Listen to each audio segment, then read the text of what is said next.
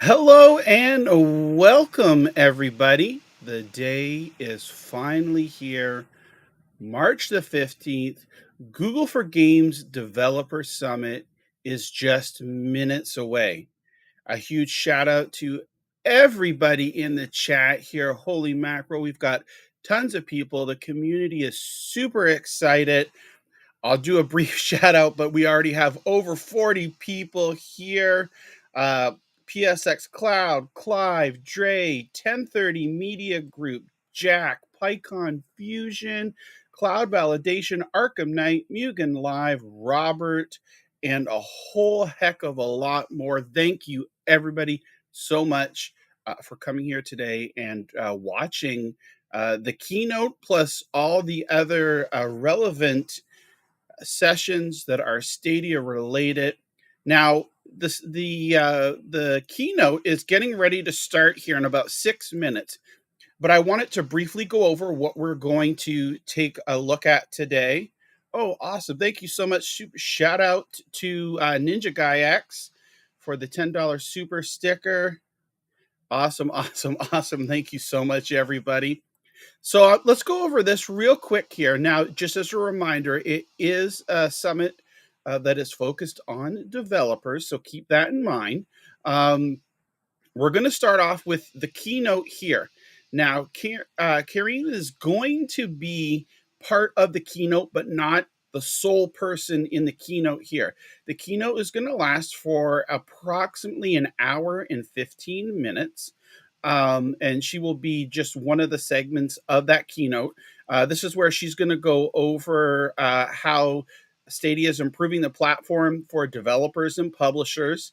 And then, soon as the keynote is over, and this is what we'll go into one by one here, each of the different sessions: play testing made E, how to write a Windows emulator for Linux from scratch. I know that's been very popular. A lot of people talking about that. Stadia Adventures in slow server code on Unity, profiling on Stadia as well. So there we go. There's a total of 4 sessions there, plus the keynote. And that's what we will be watching together, commenting. I will do my best not to talk over as any of the relevant sessions are playing. The sessions are approximately 20 minutes each. Some a little bit less, some a little bit more. So just roughly around 20 minutes each there. So that's a good marker here.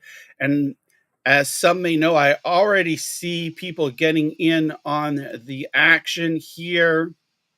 I'm doing a giveaway for 2 games.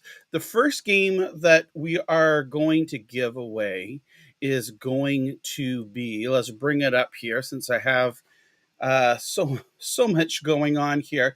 It's going to be Trolls. So this is Troll Hunters, sorry, Defenders of Arcadia, from our good friends at Outright Games. That will be the first game that we are giving away, and then the second game is going to be My Heroes One Justice, and we'll give away the first game after the keynote here. So you do have to be present and to claim your prize. Hashtag Google for Games. Thank you so much, Anthony, for the super sticker here. I'm going to quickly unshare this here, and let's get the keynote ready. Let's see here. We're getting ready to share. Perfect. We're getting ready to start here. Whew. Man, this is going to be exciting. There we go. Got it up here. Good luck to all that enter. Oh my gosh, so excited to learn about even more things that Stadia Google is doing for their developers. Really enjoyed the Google for Games Developer Summit last July. We learned a lot about how they're streamlining the process for certification, or how it's already been streamlined now. Additional Stadia Pro revenue incentives, development tools, and whatnot. So I expect more of the same here. It's really going to be exciting. Again, thank you so much, everybody. Please, if you are excited, don't forget, vote in the poll there. Let me know, are you excited for the summit today? If you haven't already, please hit that like button. We're getting ready to rock and roll here in just 60 seconds here. So getting ready to go. Woo, lots of awesome people in the chat. Consigno. I see Windstar, Stoked for Goods, Arena, Akash is here, SPG. And then after all the sessions are over here, I'm going to take a mini break, and then we're going to be heading on over to Rock's show, which will take place about 3:30 p.m. Eastern, and we're going to talk about all the news, including the summit here. So we should just be ready here. It should be kicking off here, and we'll get it full screen in just a few moments. So once the video kicks off, hashtag John is cool. Oh boy. No, I just really enjoy the sense of community that the Stadia community has, and being able to share this and talk about it with everybody here is just so awesome and so amazing. So we're getting ready to go. It says the premiere will begin shortly. Yeah. Fletch is saying, reminds me to take notes to do a news video after. Yeah, there you go. So we should just be starting here momentarily. Super excited for this as well. Yeah, so I'm interesting. We learned yesterday that AT&T will be at the summit here. So I don't know what they're going to be talking about or announcing, but definitely they are going to be here and announcing something. Yeah, and just a word of the wise here, as I saw a couple of people maybe got a warning here. Your excitement, just note the caps, like all the caps. Like if you do a lot of caps, saying like you're super excited, the bot may give you a little warning here. So just be weary of that. Here we go. It says that it's going to get ready to start here. We're literally moments away. And Clive says he's wearing his own, let's see here, wearing my own Stadia. Oh, here we go. Here we go. Let's get this unmuted.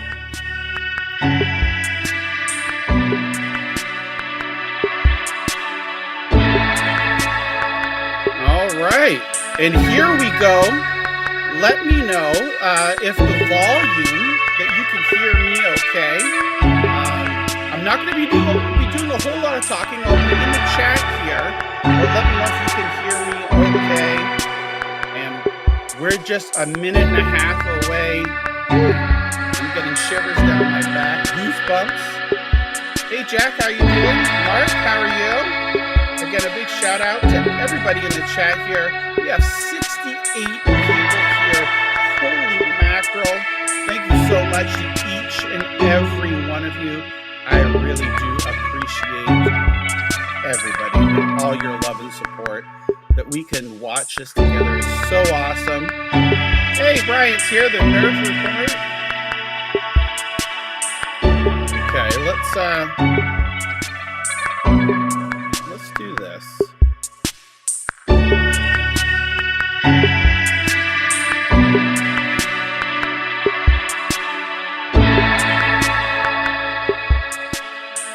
There we go. Adjusting the volume here.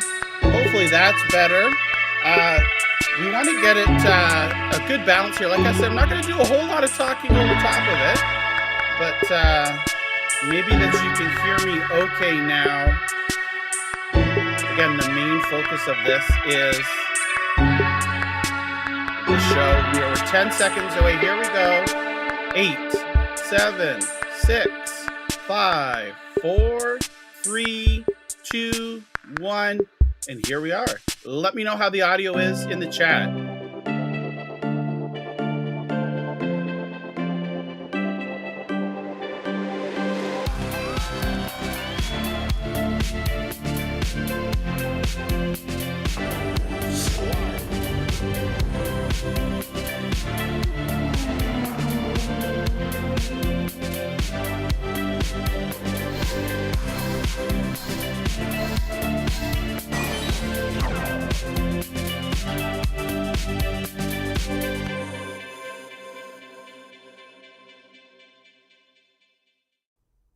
Welcome to the 2022 Google for Games Developer Summit.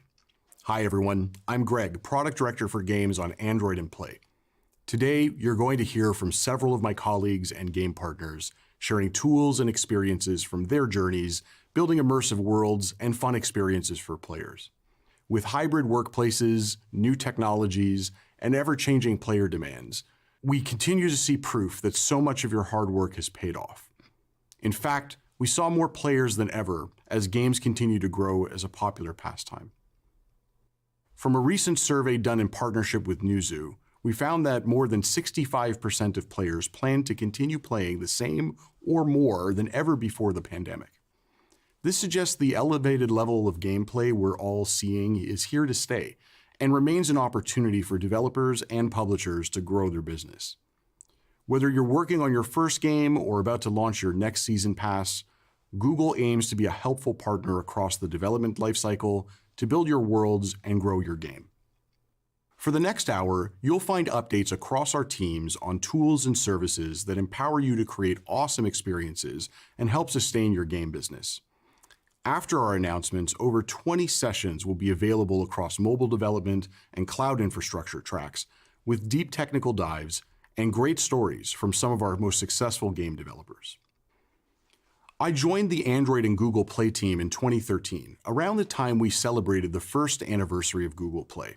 The mobile ecosystem we enjoy today was only starting to pick up momentum, and at Google I/O that year, we were excited to reveal Android had gone from 400 to 900 million active users in less than a year.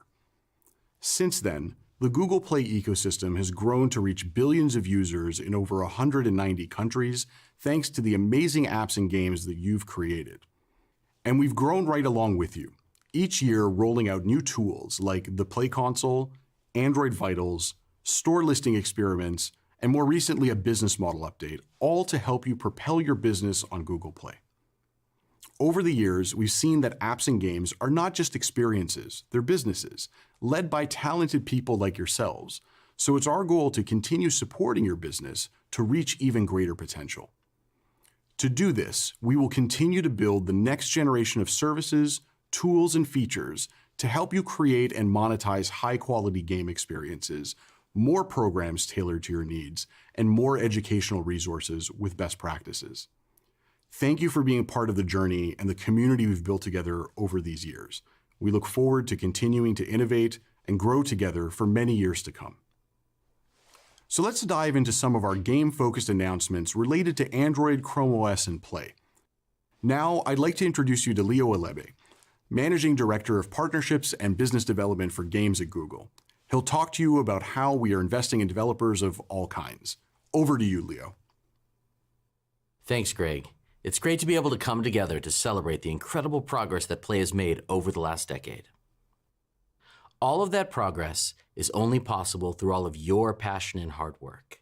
So we wanted to start the keynote today by highlighting how we are working to support the broader games community, the incredible community of up-and-coming developers, as well as established developers. Each of you has an important role to play in the future of the games industry, and we are here to support you in all of your success today and into the future.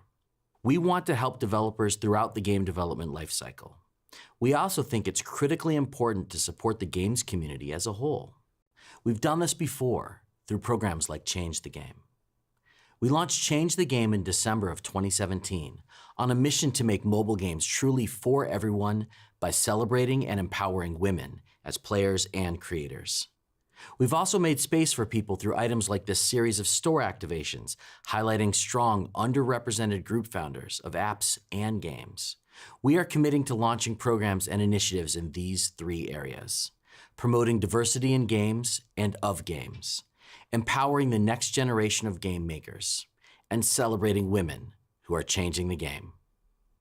Today, we're pleased to announce that Google Play is taking our commitment to improving the games industry around us even further. This year, we are investing $1 million in cash and $1 million in ad credits so we can invest in scholarships, grants, and sponsorship support across organizations focused on driving positive change in the games industry. From representation to mental health to accessibility, we believe that it is critical to invest both our money and our time.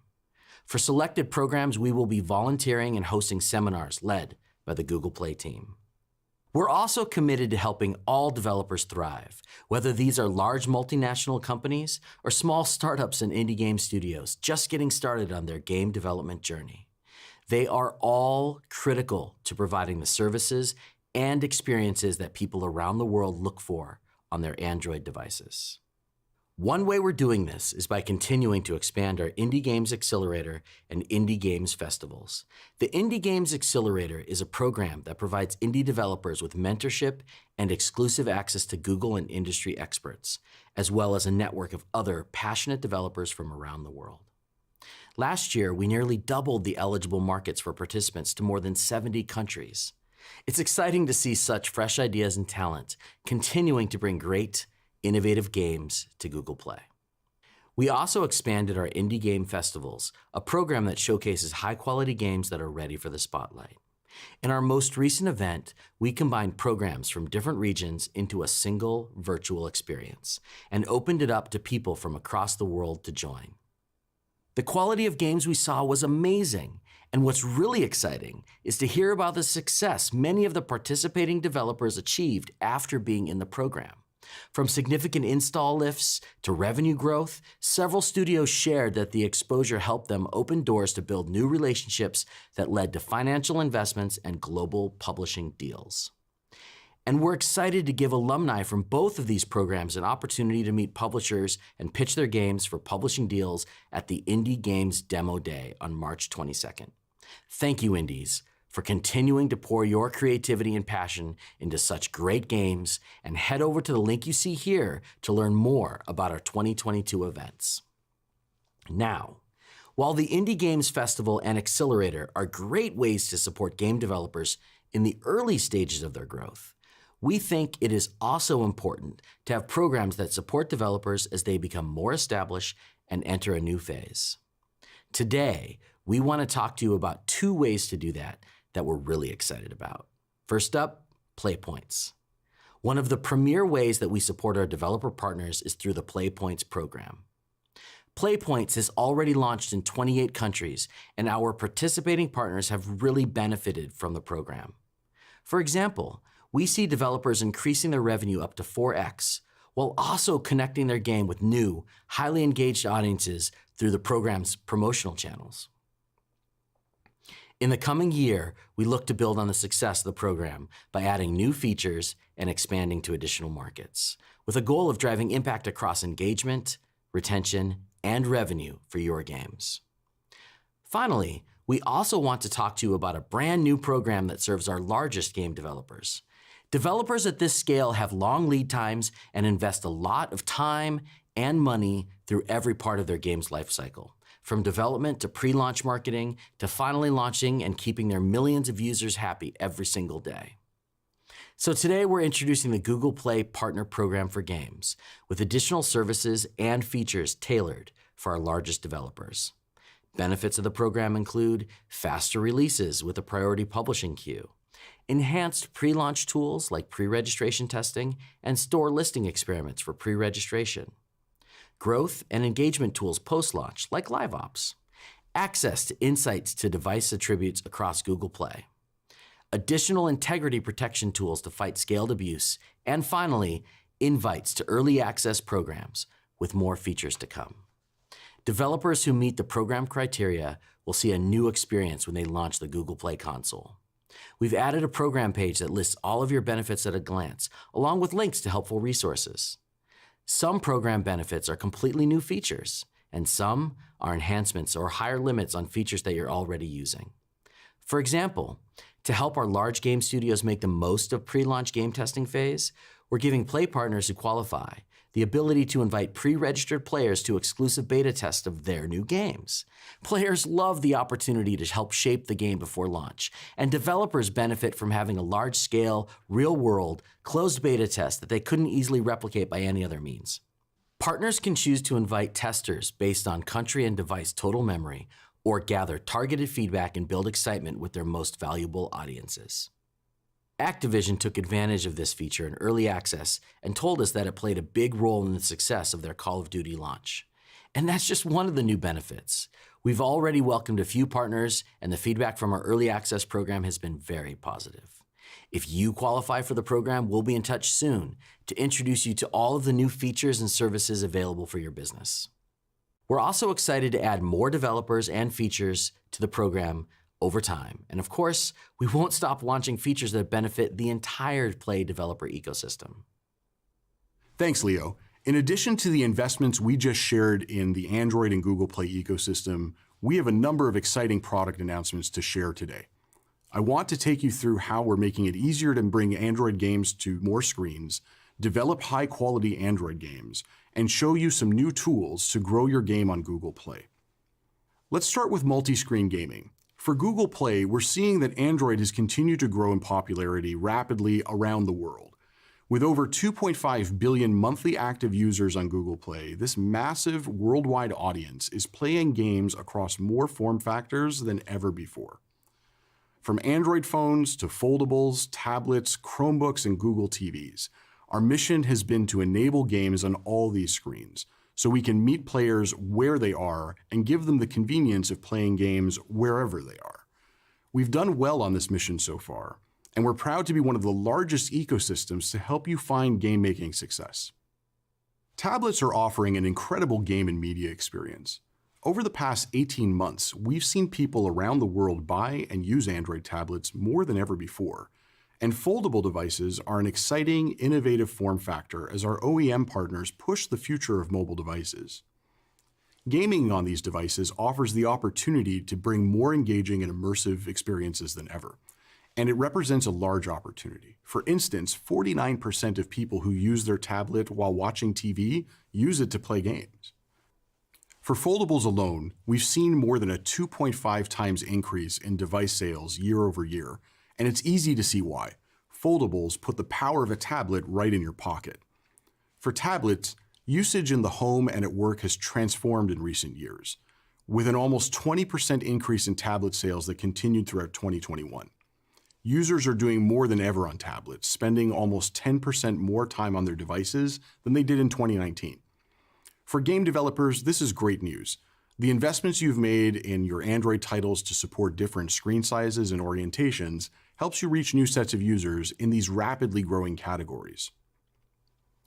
Speaking of which, another large screen to think about in your overall continuum is Chrome OS, where your Android games can also run. Chromebooks had an incredible year in 2021. We're really excited about the continued growth of Android games on Chrome OS in particular. Android usage on Chrome OS has grown over 50% year over year, led by games, with contributing new titles like Dead Cells and SmashCarts.io, who have optimized for Chromebooks. Notably, we announced that Unity now offers x86 support, supporting x86 instruction sets on 32 and 64-bit based Chrome OS devices. There are also a lot more ways to play video games with Chromebooks. For example, the Steam Alpha just launched, making this longtime PC game store available on select Chromebooks for users to try. You can check that out on the Chromebook community forum to learn more. And later this year, we'll have a public beta for a new games overlay for select Android games, making these games playable with user-driven keyboard and mouse configurations on Chromebooks without developer changes required.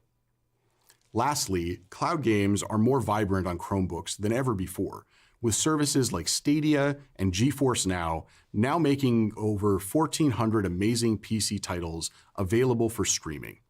Chromebook users are spending millions of hours per month playing big titles like Cyberpunk and Fortnite. Collectively, these experiences make Chromebooks an increasingly attractive device for gamers. This year, we're going even further with multi-screen games. As we studied the behaviors of those gamers, we made two interesting observations. First, with the billions of mobile-only Android game players, there's a large cohort of intense gamers who are multi-screen owners. They switch between devices to play their games on different screens depending on their mood, locale, or game genre preferences. For this cohort, playing games on mobile remains highly convenient, and they routinely switch to a desktop or a laptop when they want to play on a large screen or get a precision control experience. Second, in a global study conducted by Google, 76% of our mobile gamers showed strong interest in playing the same mobile games on desktops and laptops as well. In sharing these insights with many mobile developers, we found they were keenly interested in this opportunity too, and they wanted to reach a larger audience with the same game. More importantly, developers want this to be ROI positive and avoid the costs and complexity of supporting additional platforms. So in January this year, we rolled out Google Play Games for PC. This is a new standalone Windows PC application built by Google that allows you to play a high-quality catalog of Google Play games optimized for a desktop or laptop PC. Since January, we have offered this as a beta in South Korea, Taiwan, and Hong Kong, where players have been experiencing their favorite mobile games seamlessly across their mobile phone, tablet, Chromebook, or now their Windows PC. With Google Play Games for PC, players can easily browse, download, and play their favorite mobile games on their PCs, while taking advantage of larger screens with mouse and keyboard inputs and enjoy them using high-performance emulation.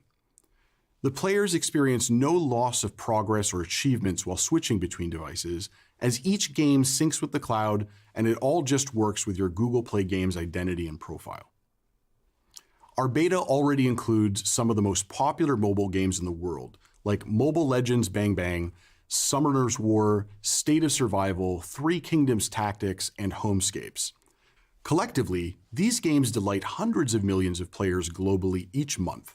We're excited to be partnering with top developers to expand their reach, build engagement, and bring their incredible games to larger screens for players worldwide. To tell us more about their multi-screen journey, let me welcome Sherry, the VP of Marketing for Moonton, the creators of one of the world's most popular battle arena games, Mobile Legends Bang Bang. Sherry, take it from here. Hi, I'm Cherry, and I'm in charge of VP Publishing for Moonton Games. Moonton is known as one of the pioneers of mobile gaming with millions of international fans worldwide. Mobile Legends Bang Bang currently has over 100 million monthly active users who enjoy non-stop gameplay with their mobile devices. Last year was a successful year for Mobile Legends Bang Bang, including its esports division. According to esports charts, in the global ranking for mobile esports viewing hours in 2021, Mobile Legends Bang Bang ranked first with 386 million hours of total viewing, up 2.5 times in contrast to 2020. Furthermore, Mobile Legends Bang Bang was recently awarded as the best mobile game overseas by Sensor Tower Epic Awards 2021. The platform and its worldwide mobile accessibility has brought joy to many gamers, and we are excited to bring the game one step further to other platforms. It gives us great honor to announce our partnership with Google to bring Mobile Legends Bang Bang to Google Play Games on PC. Now, players in the beta regions can continue their legendary fights seamlessly across the devices and enjoying the desktop quality game matches with their friends. With the developer tools provided by Google, we successfully landed Mobile Legends Bang Bang on Google Play Games for PC. And all updates for the game will be made available on both mobile and PC at the same time. We hope for our players to join the game on PC. Thank you. Thank you, Sherry. We're thrilled to be partnering with Moonton to bring your IP to Google Play Games for PC, and I'm glad to hear it was easy to get on board. A key principle for us is ensuring you get high ROI from Google Play Games for PC, so you can get the most out of your existing Android game while reaching more screens. Our platform allows you to use the same Google Play tools, developer console, and publishing services like Android Vitals to access Windows and Chromebook audiences. It's the same APK, same workflow for easy PC compatibility. We've also built a high-performance, trustworthy experience with deep integrations into Android for an optimized gameplay experience. To deliver on the promise of high-quality, large-screen gaming to our users, your game will have to meet some key requirements that you see on screen here. Requirements like supporting mouse and keyboard input, building on x86, and integrating the Play Games identity help us deliver a certified catalog of games that delivers the best mobile to large screen experience. We have much more to share with you about Google Play Games during this summit, so tune in to our Google Play Games for PC sessions, and you can express interest to add your game to our catalog by visiting the link you see here. In July 2021, we unveiled Play As You Download, a new feature built into the core of Android 12 that allows users to get into gameplay in seconds while the game assets are downloaded in the background. All this can happen with minimal developer changes to your underlying implementation, leveraging services like App Bundle, Google Play Signing, and Play Asset Delivery. Since then, the beta program has been progressing steadily, and after testing this new capability with more than 180 games, we are pleased to tell you that we will soon open up Play As You Download to all Android 12 users. Consumers will be able to identify compatible games in the Play Store through a badge, and will see a new rapid install experience when the game is ready to play. We also encourage developers to continue to sign up to the beta at the link that you see here, and you can see how Play As You Download can help you reach more users by removing unnecessary friction. We also continue our focus to helping you build high-quality Android games. In recent years, we've focused on tools and SDKs that simplify this process and help give you insights about how to improve the performance and stability of your games. On Android, we've continued to invest in making game making easier, in partnership with game engines, including homegrown native C and C++ engines. Last year, we released the Android Game Development Kit, a set of tools and libraries to help make Android game development more efficient. I'm happy to report it was really well received, and since then, parts of it have found their ways into many first and third-party game engines. The kit has three key focuses. First, integrated workflows led by the Android Game Development extension for Visual Studio. Then there's essential C and C++ game libraries, like the game activity and game input libraries. These help you build more stable native C and C++ games with less Java. And lastly, performance optimization, where tools like the Android GPU Inspector and the Android Performance Tuner can help you track, profile, and optimize game performance before and after a launch. Since we last spoke about the AGDK in July, we've received a lot of feedback from you on various performance and quality of life improvements, and we're excited to share the work we've done to help debugging, memory management, and graphics profiling. First, let's talk about the Android Game Development extension for Visual Studio.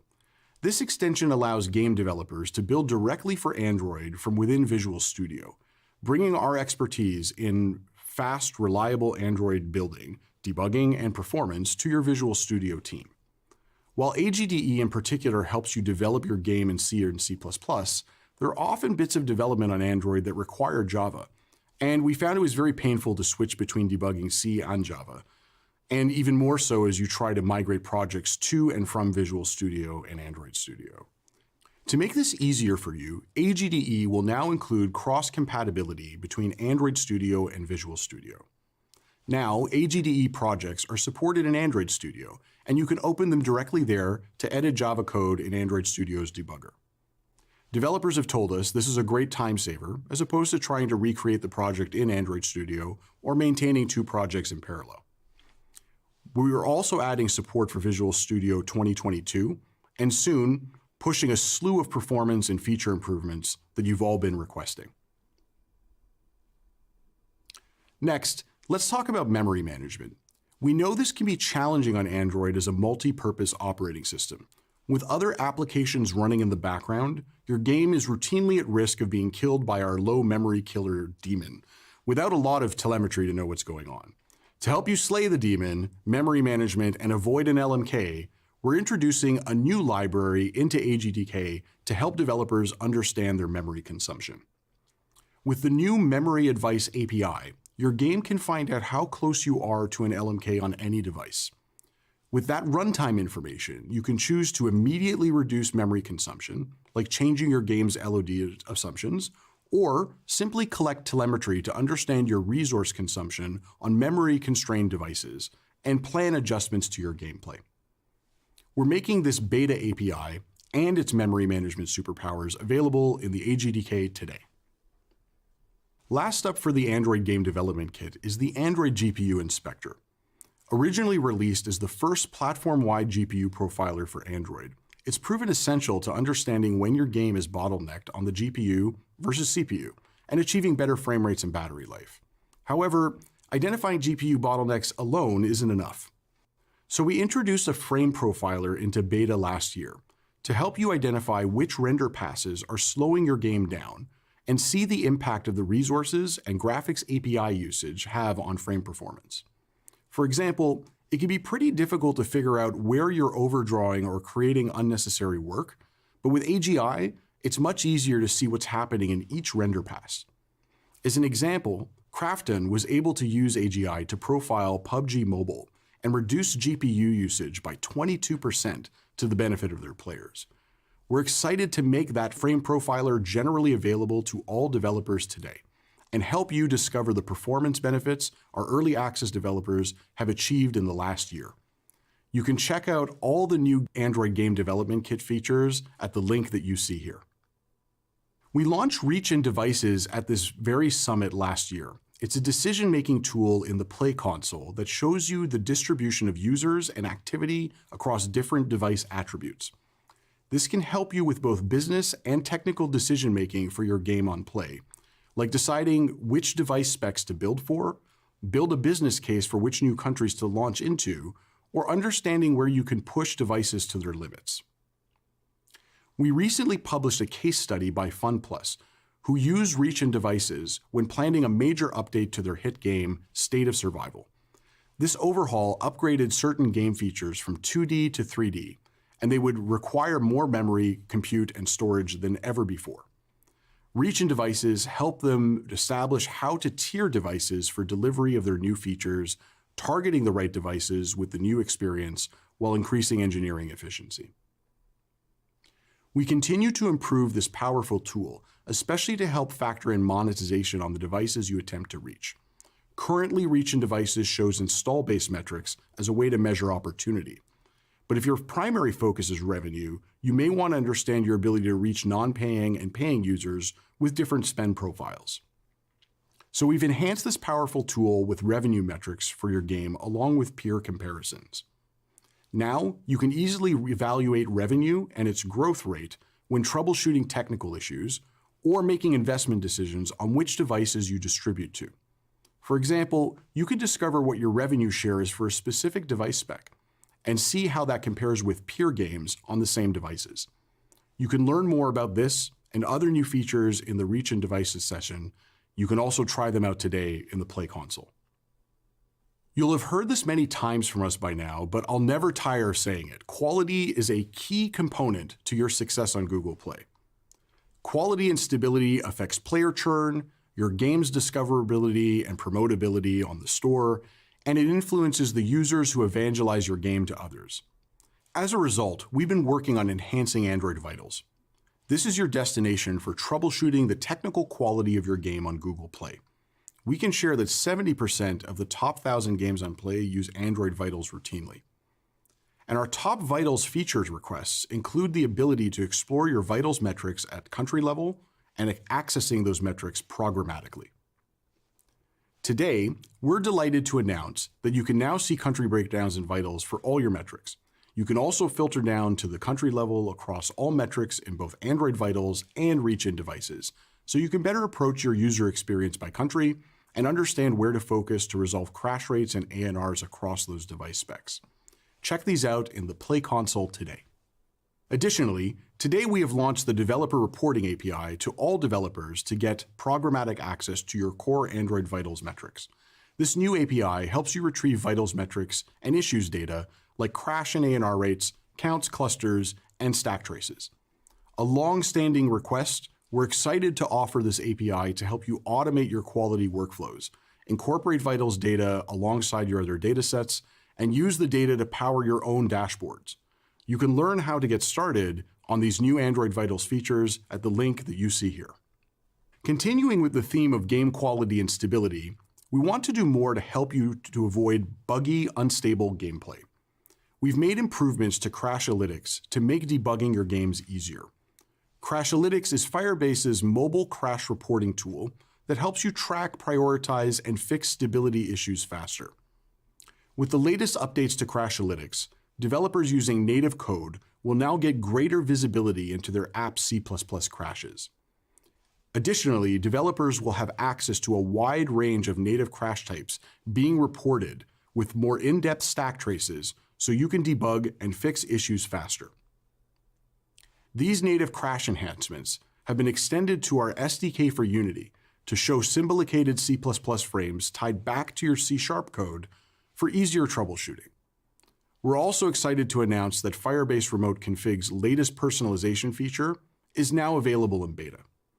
Personalization harnesses the power of machine learning to automatically find the optimal experience for each user to produce the best outcomes, like which players are best to nudge into social share interactions. Game studios like Halfbrick and Ahoy Games have already used personalization to improve revenue and ratings with minimal effort from their team. You can check out these exciting Firebase updates for your games today. Let's switch to some important tools to help you grow your game business with Google Play. The Google Play console is receiving more enhancements as a resource for creating invaluable business insights and driving decision-making as you optimize and grow with Google Play. We are particularly excited to launch strategic guidance for monetization as we strive to help more game developers at scale. When we talk to developers, it's hard for many of your teams to contextualize and prioritize the lower-level metrics you can influence directly in-game and which ones impact your overall business performance. Large developers turn to experts, like our growth consulting team, to analyze a game's performance and make recommendations on where to change your game design or analysis that helps you prioritize a content roadmap. Strategic guidance brings you those expert consulting insights straight into the Play console. With one intuitive interface, it helps you understand how your different monetization metrics fit together to contribute to overall revenue performance. And it just works if you're leveraging Google Play billing APIs. Even better, we use peer set comparison benchmarks to help you identify which metrics give you the largest opportunity to grow. And every metric comes with trended data and direct suggestions and advice on how to increase performance, all derived from the same growth consulting experts who help build the interface and work directly with our partners. Many game developers don't have access to growth consultants, and our early partners have benefited from having easier access to this analysis. So now, all monetizing game developers can use strategic guidance to analyze their business performance like an expert. You can check it out in the Google Play console today. We also know that for many developers, accelerating buyer growth through discounts and promotions is a key component of driving revenue. At Google Play, we designed a growth promotions program that automates promotion marketing on Play at scale, driving purchases and games across our platform. We deliver Google-funded offers like $off promotions to eligible users to help make their next purchase more attractive. We optimize the eligible users using machine learning trained on a variety of signals, including different usage and spending behaviors. Google Play has over 1.8 billion users who are eligible for personalized offers at any one time, and the system helps you drive incremental spend at scale for your games. As game makers, we know you are constantly looking for the right time to upsell a player to make their next purchase in your game, without being annoying. With all these Google-funded offers, you also don't have a way of knowing if Google Play has an offer for one of your users during gameplay to help you make the sale. Now, for the first time, we are excited to help game developers leverage offers from Google Play with our in-app offer system and API. In-app offers are designed to engage players by making the first purchase or repeated purchase experience more attractive using Google Play discounts and offers. With in-app offers, you can show offers like whole dollar discounts or loyalty point offers from Google Play contextually during gameplay when you think your players will make a purchase. For example, imagine your player just lost a level and they are thinking of buying more game resources to power up before they try again. With in-app offers, you can choose that exact moment to ask Google if the user has an eligible discount for their next purchase, and let them know it's available to increase the likelihood they'll convert with that extra value from Play. By displaying a personalized Google offer at the most relevant moment, you stand to convert more players to payers and drive incremental spend in your game. You'll also give your users a seamless promotional experience. By tapping Use Offer, the user can be directed to your store to purchase what they want with that offer and be right back into their game in seconds. In later phases, we're looking for ways to let you fund the offers yourself and define who is eligible, all while leveraging our machine learning capabilities with billions of users to make the paid conversions you care about the most.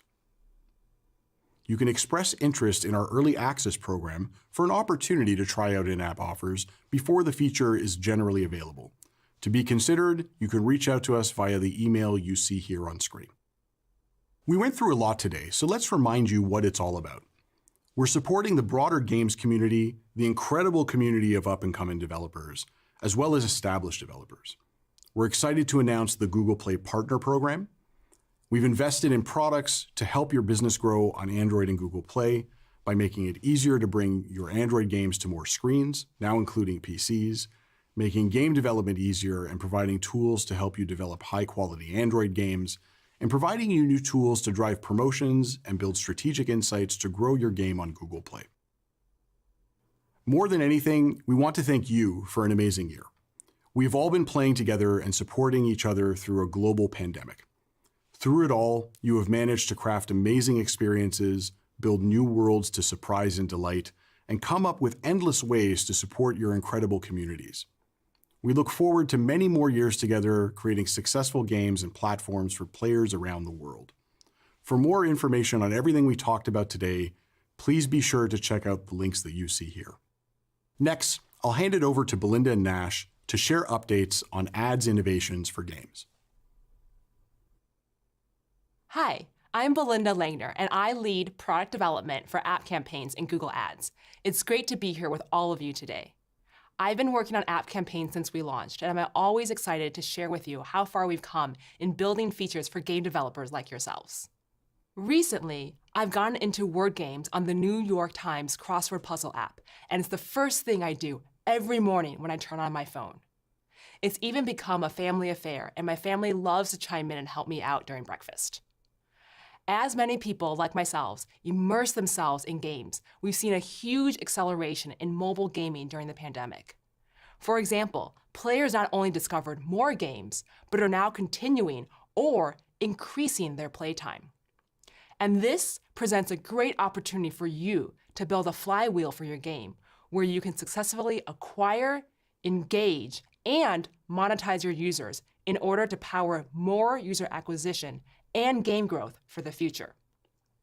Today, I, with my colleague Nash, will share with you the latest ads product innovations designed to help you acquire valuable players and to maximize your app revenue growth for the long term. To kick things off, I'll walk you through the latest features where we're launching in-app campaigns to help you acquire valuable players at scale. So let's go ahead and dive in. In 2021, we saw intense growth in the gaming market. There are now close to 3 billion players in the world, where mobile game revenues account for more than 50% of the global market. And while this presents a huge opportunity for developers like yourselves to acquire new players for your game, it is not always easy to attract and retain the right users. With app campaigns, it's easy to find these players for your game across Google's largest properties like YouTube, Search, and Play. You define the business goals that matter to you, whether that's driving installs for your game launch, acquiring players who will spend in your game, or optimizing the return on your marketing investment. Then, automation through app campaigns will help you find more of the high-quality players across Search, YouTube, Play, discover, and the over 3 million sites and apps in the Google Display Network. Acquiring the right users is especially important at moments like a game launch, where you only get one chance to make a first impression. Having an effective strategy at the start to reach the right players can help you make your app a success. And beyond the launch, you want to make sure that you can continue to optimize your revenue. And that's why today we'll be introducing 2 updates to app campaigns to help you acquire these high-value players faster and more effectively to accelerate your game's success. We'll talk today about enabling faster campaign creation from pre-registration, plus optimizing and measuring your ads revenue effectively. Let's take a deeper look at the first part, helping you to set up your new game for success and get you the results that you want. We've seen pre-launch marketing become increasingly popular as a way to get a head start towards driving installs within a very short time span. With pre-registration, you can build excitement and awareness for your game in countries that you select before you publish on Google Play. Pre-registration allows users to visit the Play Store listing and sign up to receive a push notification when the game is ready to be installed. Players will also be able to opt in to have the game auto-installed on launch day so they can start playing immediately.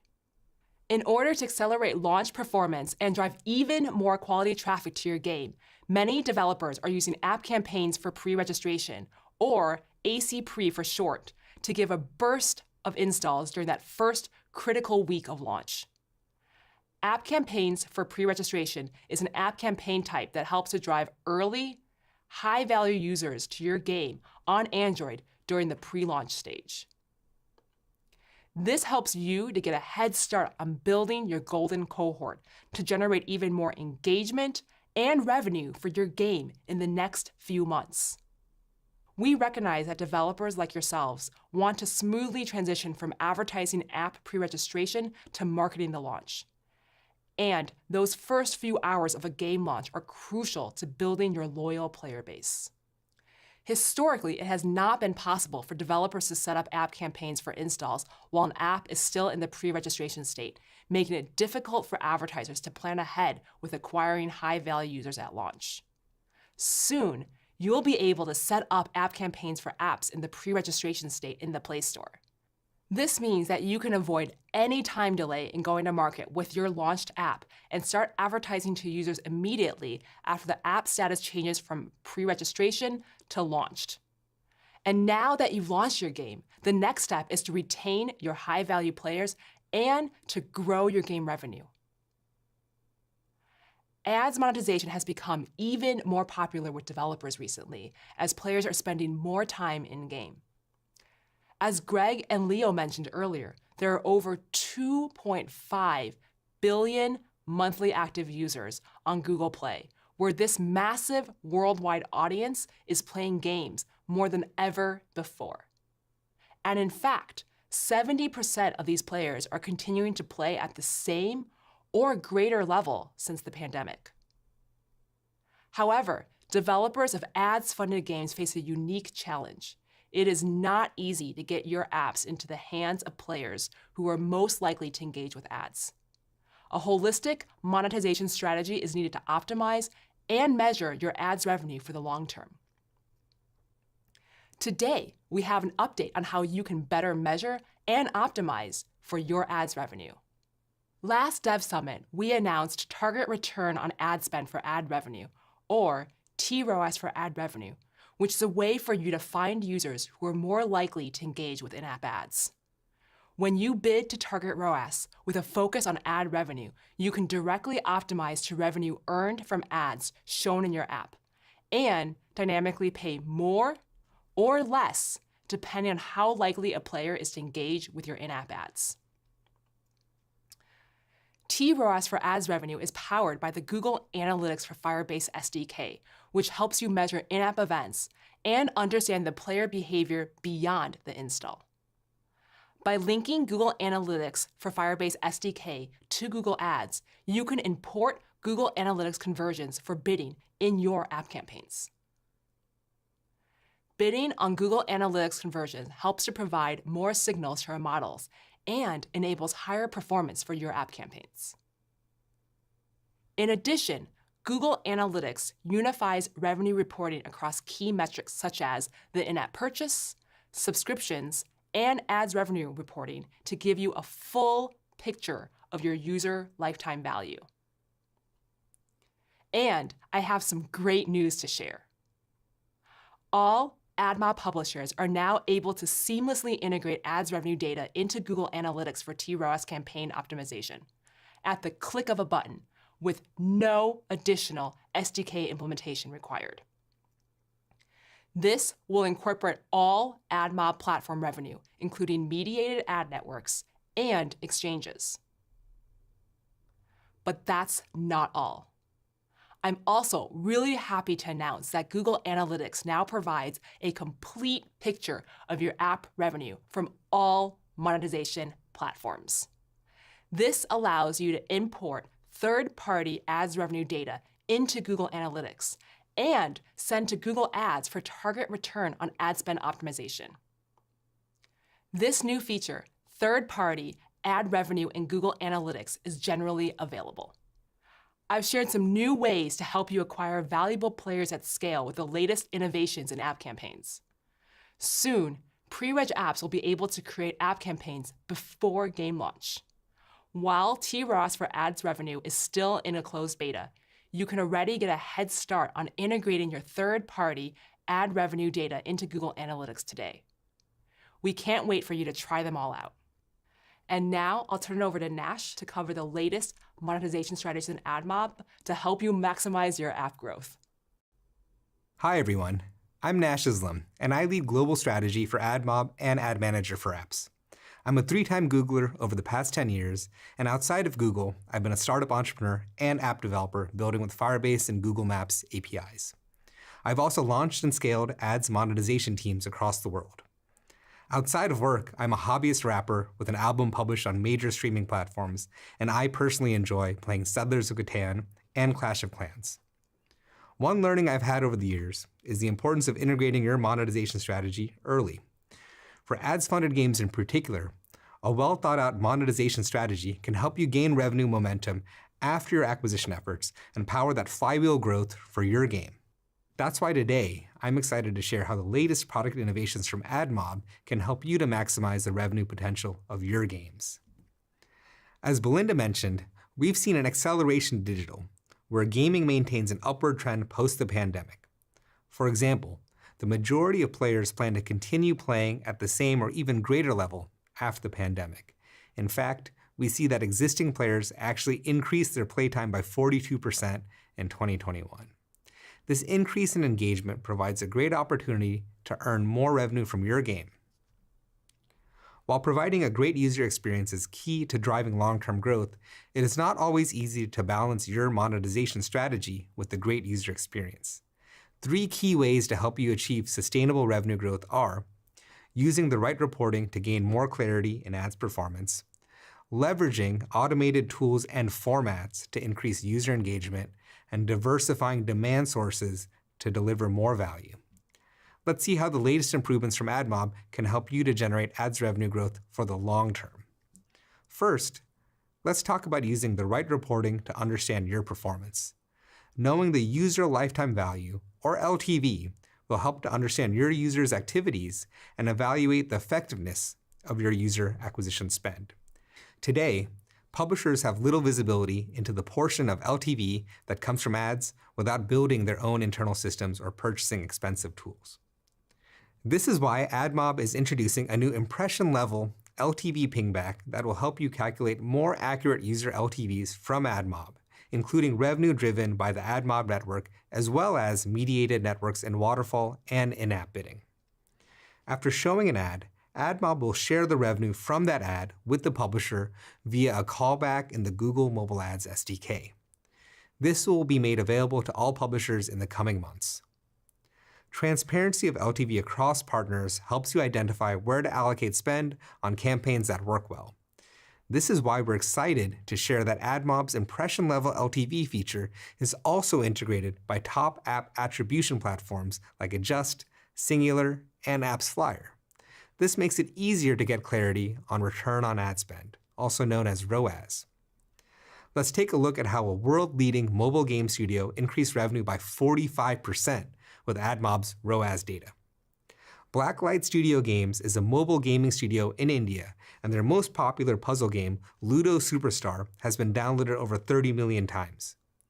In order to expand their global user base into new markets, the team used app campaigns to attract new users and drive more downloads.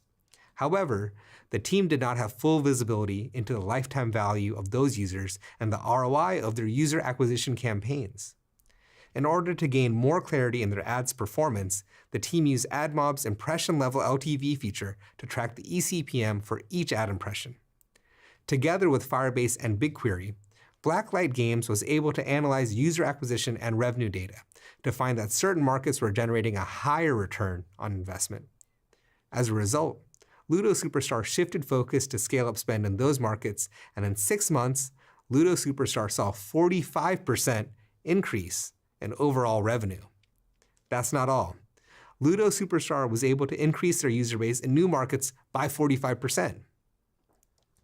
While gaining a full understanding of ads performance is vital, it is important to keep users consistently engaged in your game. A good in-game experience is key to retaining your users and growing your business for the long term. Firebase Remote Config is a cloud service that lets you dynamically control, change, and optimize your app, so you can run experiments to test ideas and deliver personalized experiences, all without releasing a new version of your app. By using a remote config with Firebase A/B testing, you can gain insight into the impact changes have on your key metrics. For example, you can A/B test a new ad format, change the frequency of ads shown to different user cohorts, and even alter the placement of the ad within the app to track impact on revenue. Now, Remote Config's personalization feature can help you automatically optimize individual user experiences to maximize your goals through the power of machine learning. While A/B testing gives you insight into how variants perform for different user segments against a control group, personalization works to continuously find and apply the right app configuration for each user to produce the best outcomes, taking that load off of you. Halfbrick, the game studio behind titles like Jetpack Joyride, Dan the Man, and that instant classic Fruit Ninja, used personalization to optimize ad frequency, which led to a 16% increase in revenue without affecting engagement or retention. They also used personalization to determine the best time to ask users to rate their app, such as when users are most enjoying the game, and they were able to boost positive App Store ratings by 15%. Firebase Remote Config personalization is currently in beta. Another key to creating successful in-game experience is through engaging ads interactions. AdMob is constantly optimizing ad formats in order to drive long-term revenue success for your game. Developers have been using AdMob's rewarded ads as they provide a non-intrusive ads experience by allowing players to opt into an ad in exchange for an in-app reward. At the same time, publishers benefit from high user engagement and CPMs. We're happy to announce that we're optimizing rewarded ads to make it even more effective for publishers. Alongside the standard rewarded experience of short videos or playables, we have launched display ads and rewarded for a lightweight and non-disruptive ads experience. This has greatly improved rewarded demand, enabling publishers to increase rewarded impressions and revenue. For example, let's take a look at how distinguished Japanese mobile game studio Gung Ho integrated rewarded ads into their game and increased total ads revenue in their hit title, Puzzle & Dragons. For 10 years, Gung Ho's Match 3 monster collecting title has relied on in-app purchases as its primary monetization model. With this loyal community in mind, Gung Ho's top priority is to provide the best player experience to keep players coming back time after time. As Puzzle & Dragons matured, the team decided to explore a new hybrid monetization strategy using rewarded ads and incentives in addition to its in-app purchase offerings. Gung Ho first conducted tests in small markets and saw positive results early on with their ad design and placements. Encouraged by the outcome, Gung Ho decided to move forward and integrate rewarded ads in its app version with the highest daily active users. The result was a 300% lift in ad revenue in their largest market. In addition, rewarded ads had a positive impact on user engagement and retention without sacrificing a high-quality gameplay experience. My last update today involves helping you to achieve sustainable revenue growth in a fast-evolving app landscape. 2021 was a year of significant change for app developers as the industry evolved away from waterfall mediation and shifted towards in-app, real-time bidding. Access to a diverse range of buyers can help you make the most of your unique inventory and deliver higher earnings and eCPMs. Google AdMob supports many demand sources to help you earn more across real-time bidding and waterfall mediation. To increase competition for your inventory, we are continuing to add more buyers to the AdMob platform to help you earn even more. Currently, we have over 200 demand sources available for real-time bidding, including demand-side platforms from brand advertisers and many of the largest ad exchanges globally. We're currently onboarding more buyers such as Bungle and Snap to our bidding solution to compete in real time for your impressions, and we'll be accelerating our efforts over the course of 2022 and beyond. Today, we shared new ways to help you acquire valuable players and maximize your app revenue growth for the long term. Belinda showed how the latest app campaign updates can help you to acquire valuable players at scale and unlock more revenue. And I just shared how AdMob can help you to maximize app revenue growth by using LTV reporting, automated tools and formats, and diversified demand sources. We hope these updates can help you to continue accelerating growth for your games. Next, I'd like to introduce Jack from Google Cloud to talk about how cloud is helping game developers succeed at planet scale. Welcome to Games at Planet Scale. My name is Jack Buser. I'm the Director of Game Industry Solutions for Google Cloud. I'm here to talk to you today about why Google Cloud is great for games. With 3 billion people around the world playing games today, nearly half the planet counts themselves as players of some sort. Games are one of the world's biggest forms of entertainment, if not the biggest. And the industry is growing so fast, with over 400 million new players expected to start playing games in the next few years. And this growth is coming from entirely new regions all over the world, and from new demographics. The reality, nearly everyone today is born a gamer. To keep up with this pace of change, game companies really have 2 core goals. Number 1, entertain and delight players everywhere, and understand those players better. Provide better experiences for the players they have and to those they're looking to keep. As game companies work towards their 2 overarching goals, they need to solve for a variety of challenges. And here at Google, we're here to help. First off, serving diversity. With over 3 billion players, game companies need to serve the widest variety of players they've ever seen. Designing for and serving a diverse audience is crucial. How do you have deeper insights to serve these new audiences better? Retaining players. How do you retain the players that have already tried your game? Are you set up to leverage AI and ML to do so? Manage consolidation. As game companies grow to meet this planet-scale opportunity, they increasingly need to unify various data sets into one set of data that they can analyze and understand to develop a single 360-degree view of their players. Global reach. With players all over the world, a planet-scale network with planet-scale solutions is absolutely necessary. Player experiences. As games continue to push the boundaries of what's possible, Google has the cutting-edge technology to enable this pursuit. Player to payer. Did you know that of the 3 billion players, only about half of them are paying for the games they experience? Google Cloud can help you encourage and convert these players to payers. Harnessing the capabilities of Google Cloud will help you reach more players and become more profitable. First, you get the best of Google. Our infrastructure and network can handle and process data at planet scale. Combine this with our leading AI and ML solutions, Game developers can unlock insights, offer recommendations, and power predictions at massive scale for truly personalized gameplay experiences. And it's all done on the cleanest cloud in the industry, so that you can meet this new opportunity responsibly. You'll also get our in-depth cross-platform game knowledge and opportunities. From over 100 billion hours of game-related watch time on YouTube in 2020, we know what players want. We leverage data and learnings from the 3 billion active Android and Google Play gamers, one of the world's largest game stores. And from all this, we have dedicated industry solutions that bring it all together for games within Google Cloud. Google Cloud is dedicated to building the technologies the game industry needs to solve today's challenges and grow into the future. Our mission is simple. It's to help game companies transform to meet this new global opportunity with planet-scale solutions.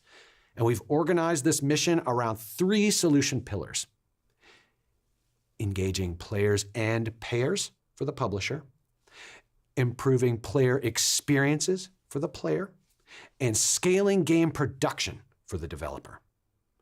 We aim to focus on the business objectives most important to game companies. Publishers need to optimize profitability at planet scale. We can help reach global audiences and meet these global needs. Google Cloud can help unlock player value with a build-to-launch suite of game solutions, and help maximize the value of player data to improve user acquisition, retention, and even monetization. Retention and acquisition are key for game companies, and we aim to meet a number of business objectives in this space. Let's work to reliably connect players together at scale with flexible, auto-scaling global matchmaking.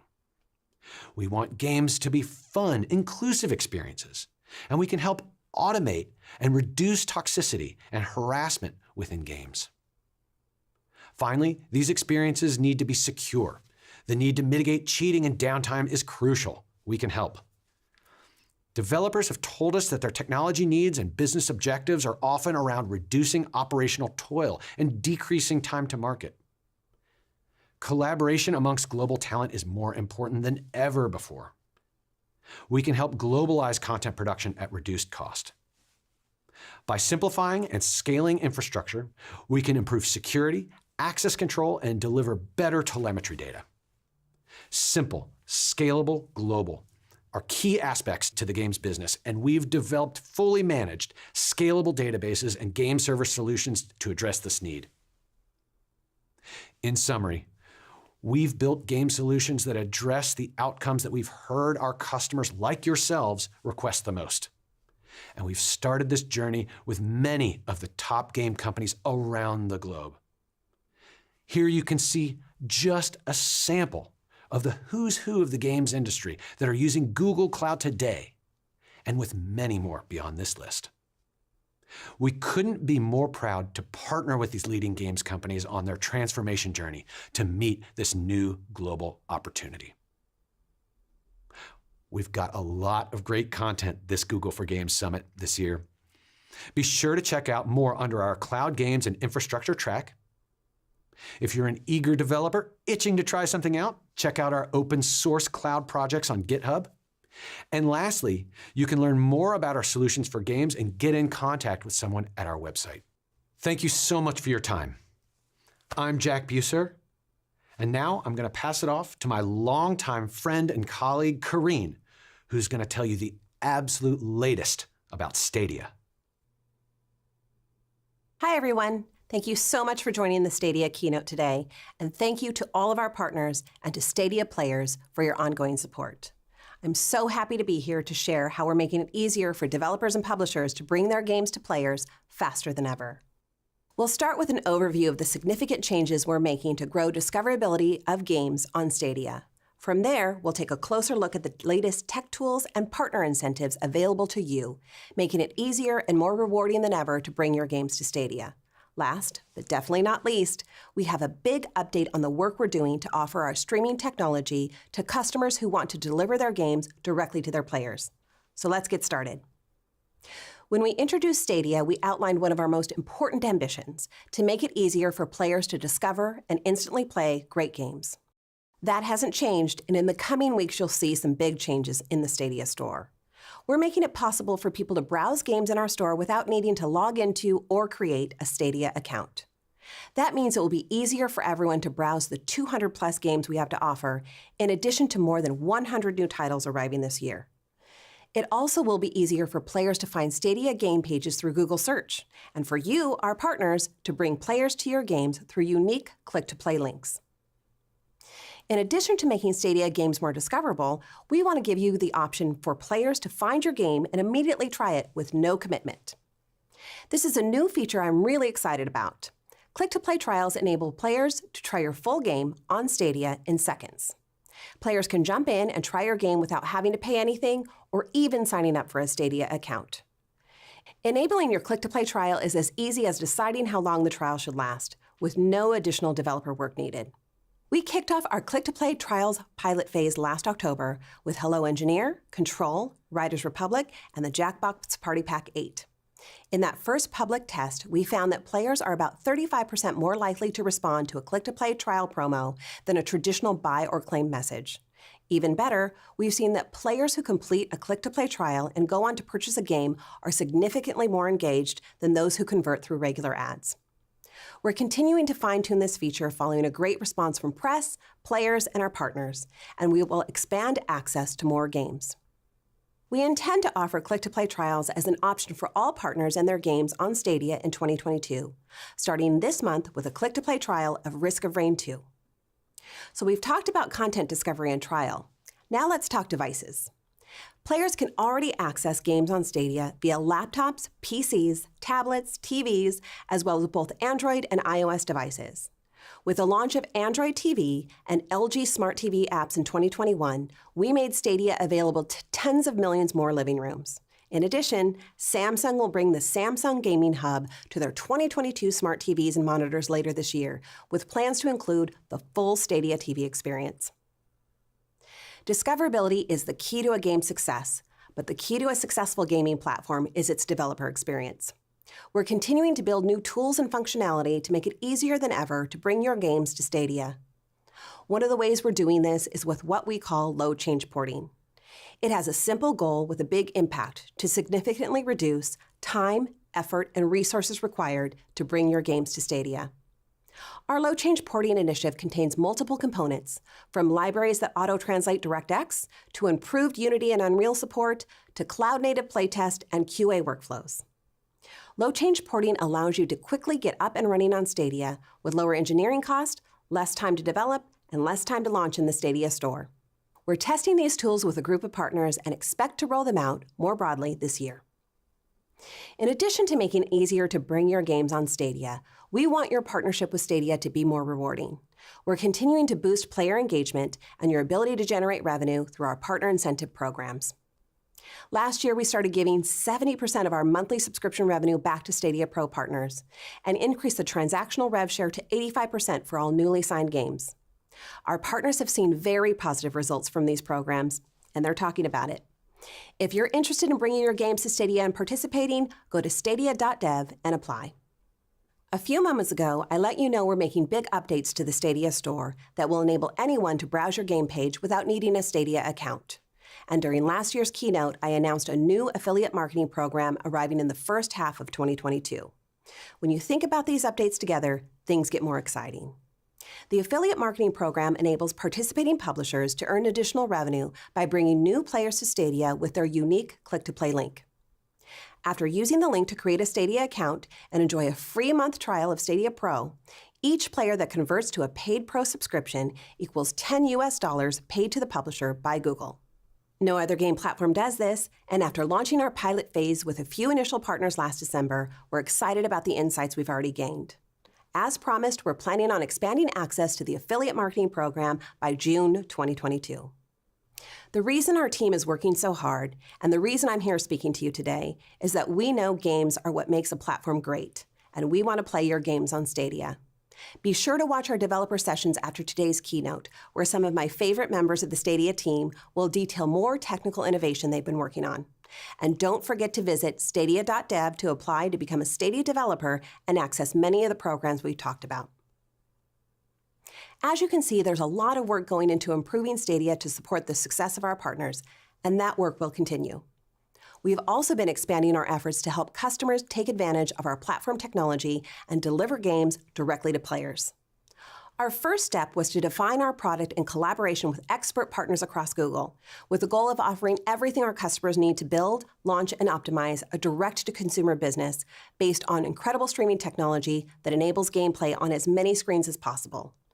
We're creating solutions that work for a range of games, use cases, and customers. But it's not just platform technology. In line with the Stadia efforts we've just discussed, we're working on tools for quicker and cheaper porting, powerful discovery features like click-to-play trials, all combined with insightful analytics that will help you optimize your marketing across all of Google and beyond. So in partnership with our colleagues at Google Cloud, we've developed a new offering called Immersive Stream for Games. It's designed around all the needs we've just described: advanced streaming technology, the right tools to port games easily, powerful discovery features, and the analytics you need to optimize a direct-to-consumer business. Last year, we began to work with early customers to understand their goals and to pilot this new offering. There are so many ways we can work with you to provide your experiences directly to players, from trials to full games, to subscription bundles, or even entire storefronts. Our first customer to launch a game on Immersive Stream was AT&T. At Google, we've enjoyed an innovative and collaborative relationship with AT&T for a long time. Together, we enabled AT&T to offer subscribers the ability to play a rock-steady masterpiece, Batman Arkham Knight, in full for free, all powered by Immersive Stream technology. And here's AT&T's Vice President of 5G Product and Innovation, Jay Carey, to tell you more. On behalf of AT&T, I'd like to congratulate Google on the reveal of Immersive Stream for Games.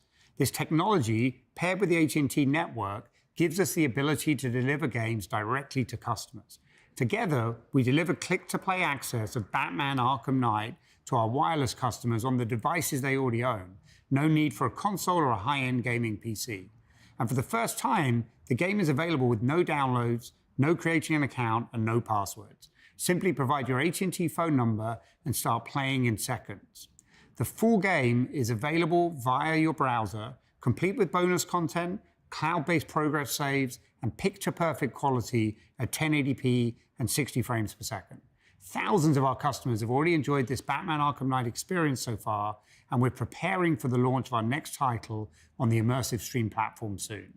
At the same time, we'll be expanding access for our customers to play on their mobile devices, whether they're at home or on the go, and we think our customers are going to love it, especially when they're playing on their 5G AT&T device. And we're excited to see how this opens up a world of marketing and business possibilities for both game publishers and game platforms. You'll hear more about Immersive Stream over the next few months, and as Jay mentioned, AT&T subscribers can look forward to playing another great game powered by Immersive Stream in the near future. If you're interested in bringing games direct to consumer via Immersive Stream, we want to hear from you. Just visit this link to get started. So that's all from us today. To recap, we're continuing to bring you tools and features to make it easier and more rewarding for you to bring your games to Stadia. We want to play those games on Stadia, so please visit stadia.dev and apply. We were excited to share more about Immersive Stream for Games today. We've made great strides so far and are looking forward to helping even more customers bring their games directly to players this year. If you'd like to talk to us about offering games direct to consumers via Immersive Stream, please visit this link. And with that, we've reached the end of this year's Google for Games Developer Summit Keynote. From mobile to the cloud, there's an enormous opportunity to build awesome experiences for gamers. I hope you're as excited as we are to work together to bring your vision to life and reach billions of players around the world. On behalf of all of our presenters, thanks for tuning in today. As part of the Dev Summit, check out our developer sessions available now in the mobile or cloud games and infrastructure tracks. Find the full agenda at the link here. We'll see you next time.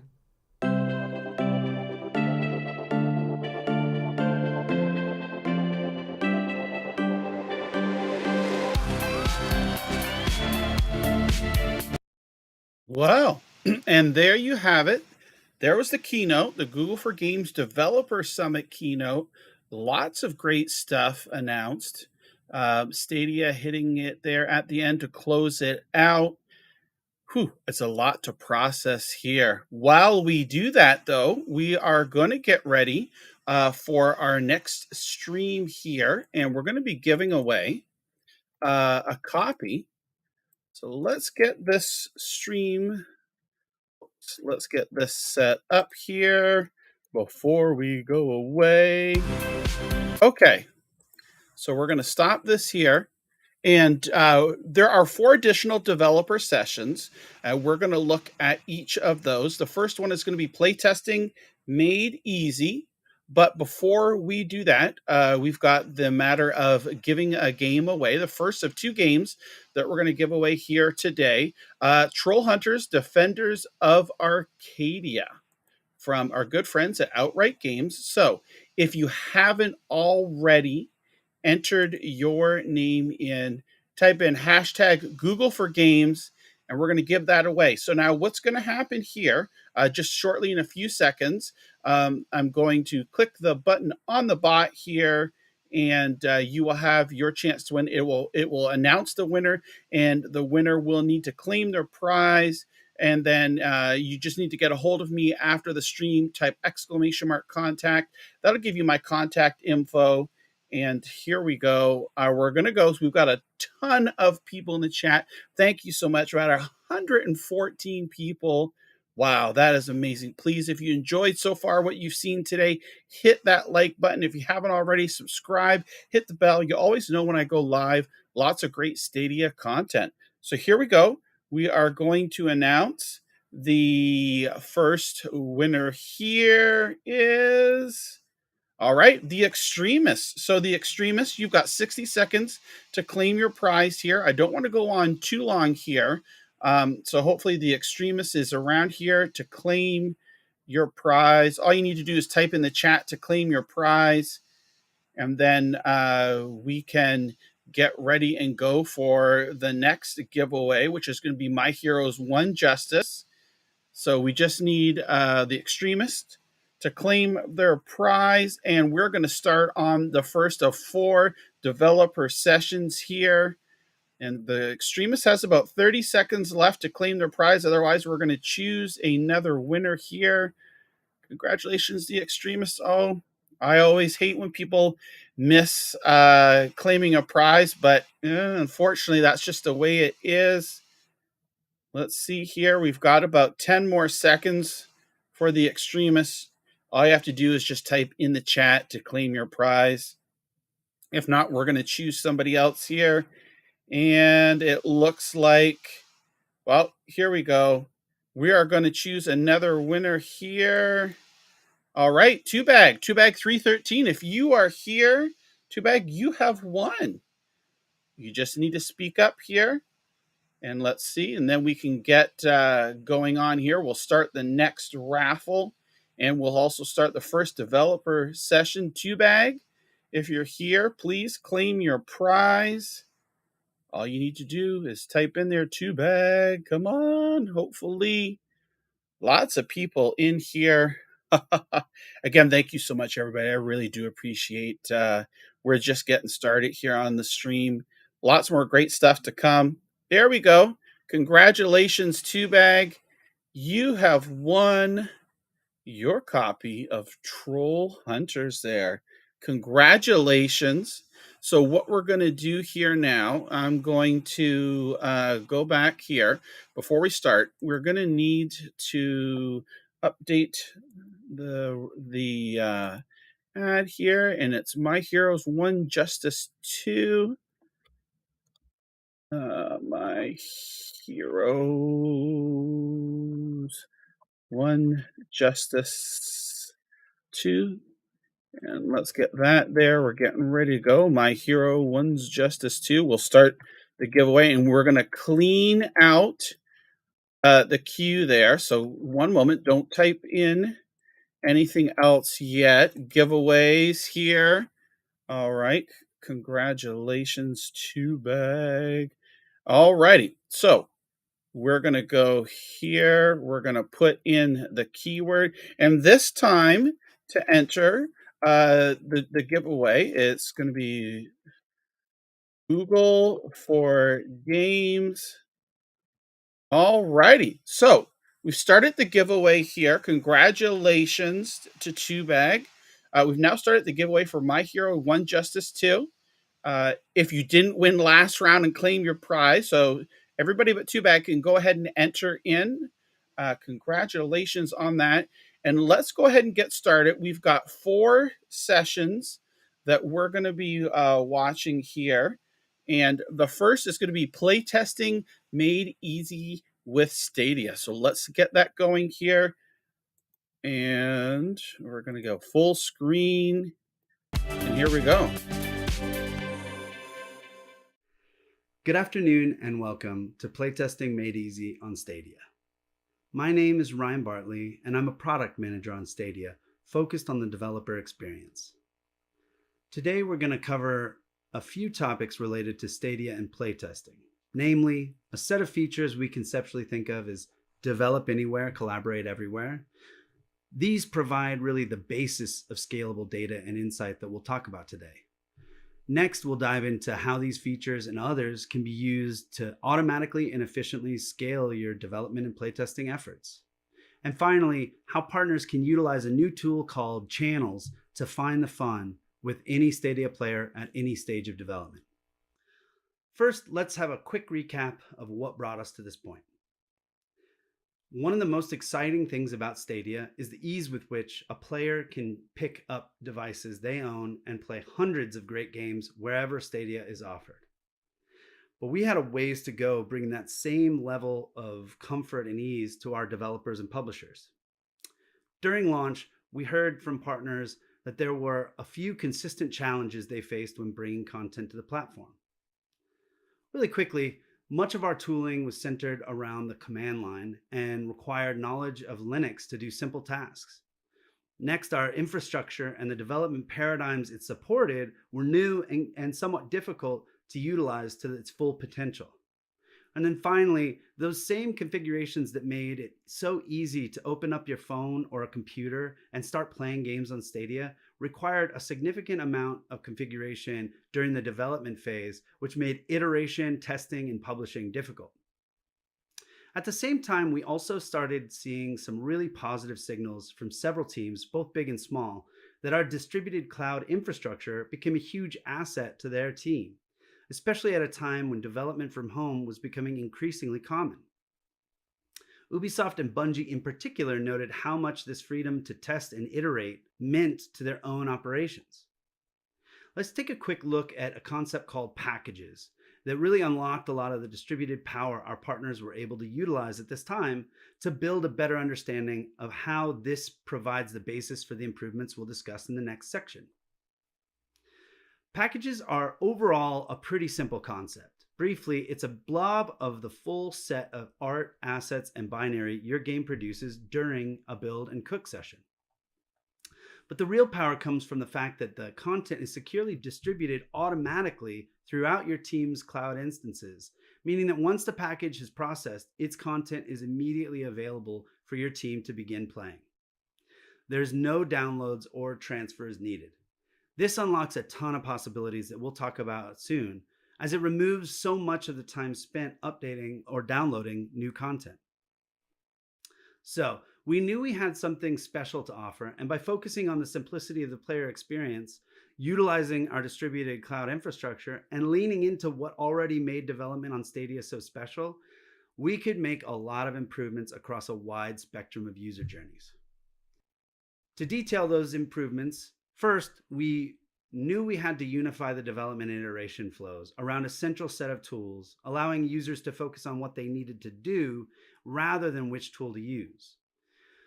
Next, we sought to reduce or even remove many of the configuration barriers that were currently present, further reducing the need of specialists.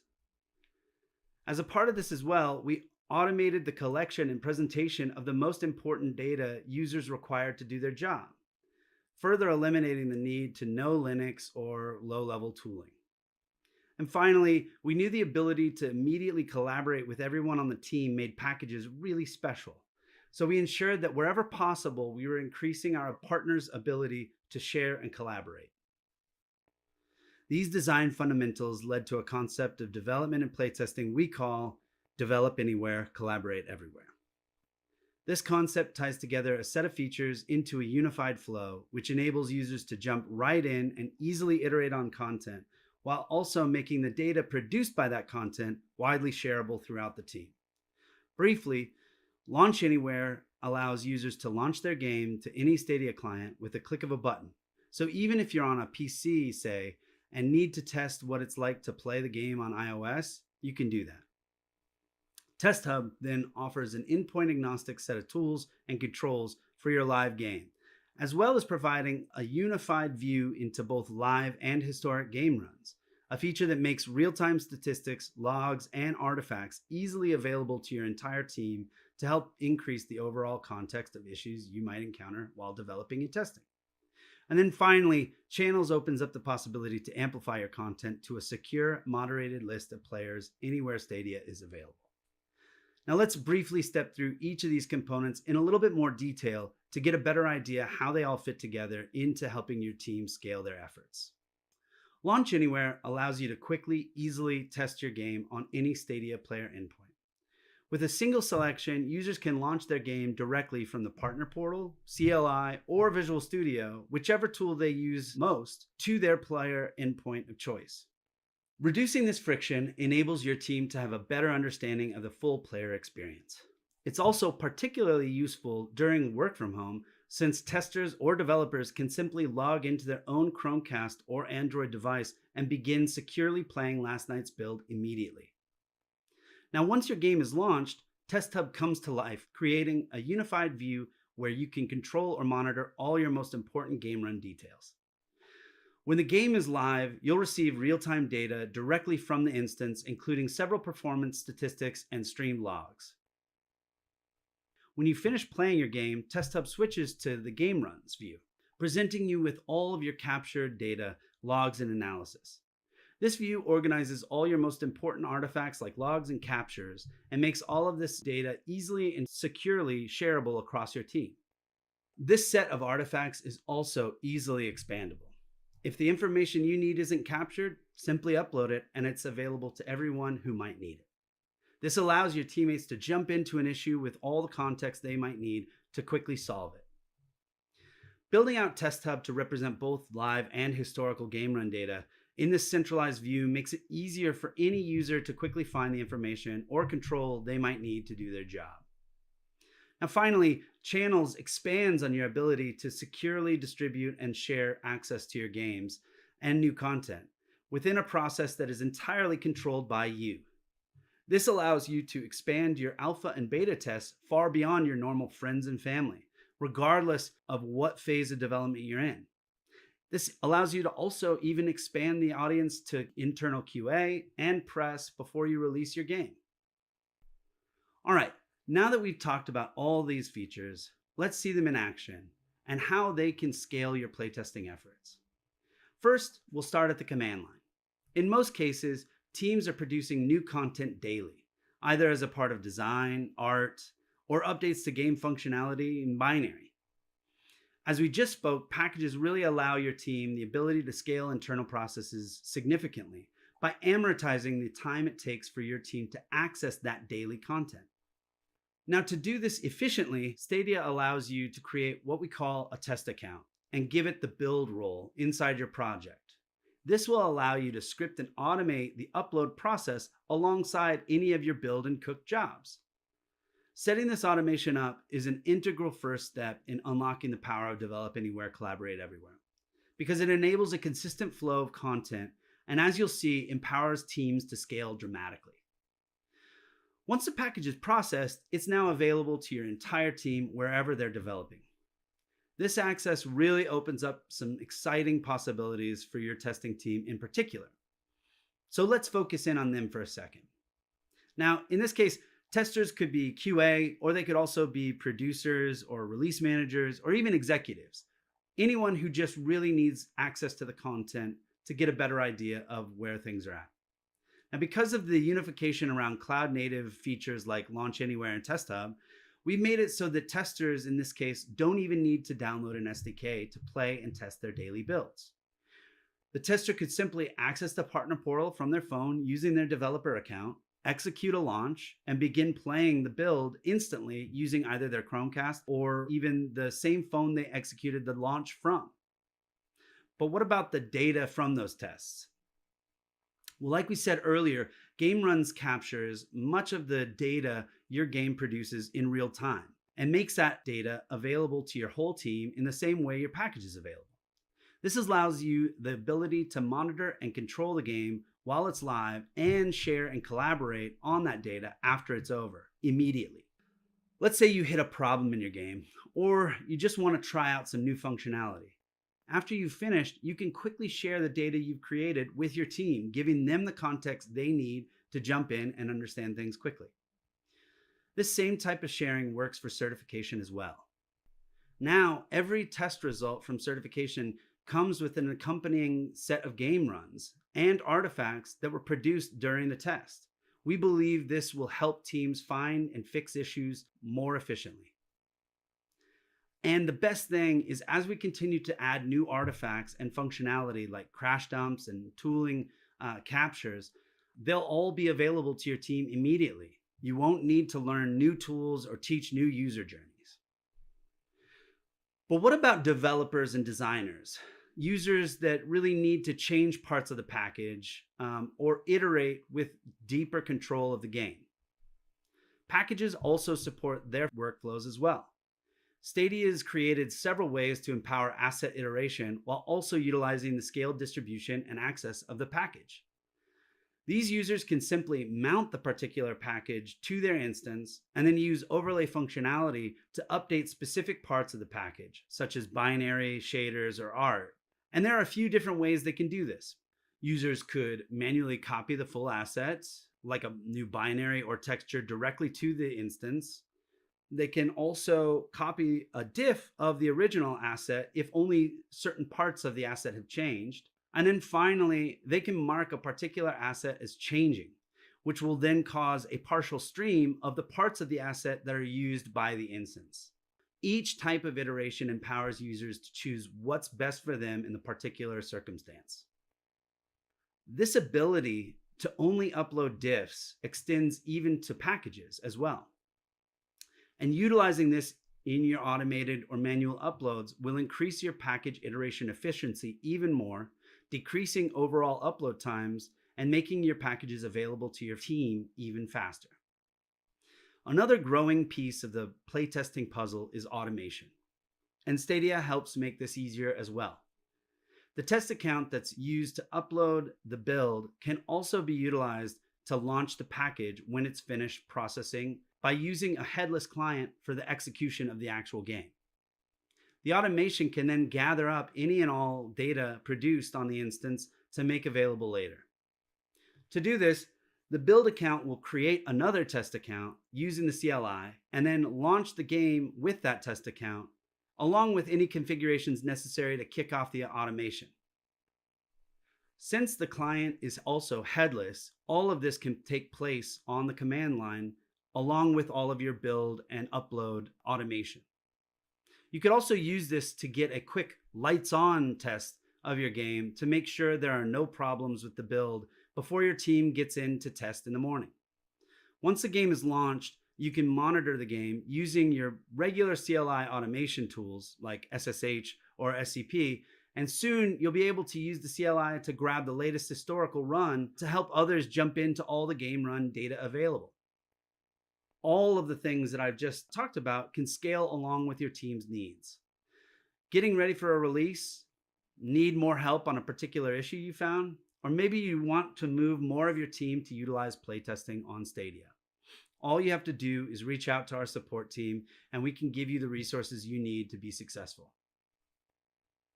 This is a great segue to another very exciting feature that can help securely expand your playtesting efforts beyond your team: channels. To be a bit more specific, channels utilizes the same safe and immediate access model that makes packages so useful to your team, but widens the scope of available user bases beyond your team to anyone or anywhere Stadia is available. All that player needs is a free Stadia account, and you can make your game available to them with just a few clicks. Let's take a look at another key feature which makes channels so exciting.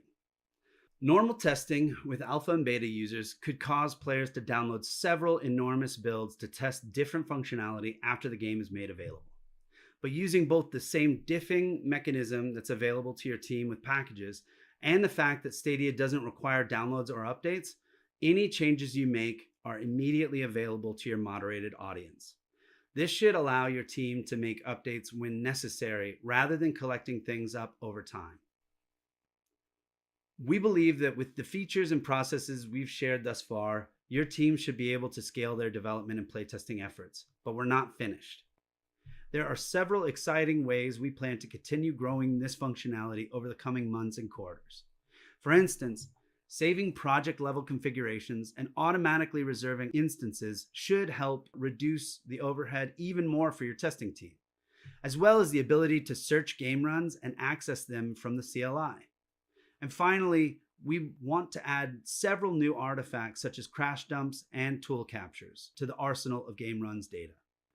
By removing the previous barriers around how, where, and when you can test your content, the Develop Anywhere, Collaborate Everywhere set of features will empower your team's overall efficiency and ability to scale, making it easier to develop your game. Please apply at stadia.dev to learn more and to begin using these features today.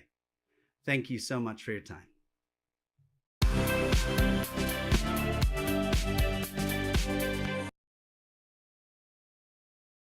Well, all right. So that was our first session here with Ryan. We saw him a few weeks earlier at the Breakout 2 Virtual Dev Summit with a similar session, but this provided a little bit more information here on developers and making, the play testing and so forth, and just the overall development cycle a lot easier for partners. So it's some exciting news, a lot of technical things there, but I think there's stuff that, that we can take away from that and see just how much this will reduce the workload and make it easier to be able to, do internal testing, also external. I mean, to make the game available to somebody for testing, all they need is their Gmail account with Stadia account linked to it, and bam, you're there. So super easy to do. So now we are going to move on to our second session here. And I've seen a lot of people talk about this one. It is the how to write a Windows emulator for Linux from scratch. So let me go ahead and get this going on here. And let's see, and we'll get going. And there we go. Alrighty, so let's see, we're on session number 2. Hello everyone, and welcome to my presentation. My name is Marcin Undak, and I'm working on the Stadia porting team here at Google. The goal of this talk is to explain how binary translation of Windows games to Linux work, so hopefully you'll get a better understanding of how technologies like Wine and Proton work. Let's dive into it. First, a little bit about myself. I've been working in the game industry for about 12 years now, mostly as an engine and porting programmer. Here you can see some games I've worked on in the past. Currently, I'm part of the porting team at Stadia, where we work on tools and technologies to ease porting efforts for developers bringing their games to Stadia. Let's start by reminding everyone what Stadia platform is built on top of. As you probably know by now, Stadia is a Linux-based platform using Vulkan and its rendering API. Even though I say Linux, it's actually a very custom system stripped out of regular desktop components. For example, we only support 64-bit applications. We don't provide any user space libraries other than Vulkan, Pulse Audio, and a proprietary interface for handling game things like input, online, and others. As you can imagine, porting games from Windows to Linux is not very easy. Especially for older games, it becomes more and more expensive. To help with that, our team provides developers with few options already, which we've talked about last time, which are out-of-the-box Unity and Unreal Engine integration, If your game is built using a recent supported version of one of those engines, it can be easily run and polished for Stadia. Stadia Porting Toolkit is a set of source code libraries that help translating Windows APIs to Linux. For example, we use DXVK to implement DirectX APIs, so developers don't have to modify their game renderer at all. We already have multiple partners using this toolkit, and the feedback we're getting is really encouraging. The new thing I'm going to talk about today is an approach we took to run unmodified Windows games on Stadia using something that we call binary translation. Similar to Wine and Proton on Linux, it allows you to run your Windows games on Stadia without the need of recompilation or any other platform-specific work. So, how does it work? Let's go over a high-level overview of how technologies like Wine and Proton work in general. Wine is not an emulator, which means that CPU instructions are not emulated, since we are running on the same architecture. It's not entirely true for a 32 to 64-bit journey, but we will hear about that later on. However, as you'll see, the whole operating system is emulated, or at least, as we call it, translated. Here you can see an overview of how Windows application communicates with the PC. You can see that applications use system libraries, or DLLs, to communicate with the operating system. The only important part for us here is the interface between the application and the DLLs. What those DLLs do inside and how they communicate with the Windows kernel themselves is not really relevant. We can replace the system DLLs with our own and provide all the services needed by the application by using our own implementation. So, a rough plan of running a Windows game on Linux looks as follows. We start by loading a game executable from disk. It contains all the information needed to correctly load code and data segments into memory. Next, we patch the executable, so instead of loading real system DLLs, we can point to our internal implementation. Final step is to simply jump to the game code itself, and the game is running. Over the next few slides, I'm going to walk you through the steps needed to create your own Windows emulator. Let's start with some basic assumptions. We will focus on 64-bit games only. x64 implementation on Windows simplifies many things, and you'll be able to run newer games. Let's focus on a single process for now. This is enough to run lots of DRM-free games that don't require a launcher. Again, for simplicity, you can start with single-player games only. Getting DRM to work under emulation is tricky, especially that most of them use undocumented anti-tampering techniques that are hard to get right. Fortunately, there are enough DRM-free games out there for you to not care about this at the beginning. We start from the top, loading and parsing Windows executables, which are called PE in short. The PE file consists of a header and various sections. Header, as you probably expect, contains information about where things are placed in the file, while sections contain actual code and data. We need to load the sections in memory at proper offsets. We are especially interested in the import sections of a PE file, which specifies which system DLLs and functions are required for the executable to run correctly.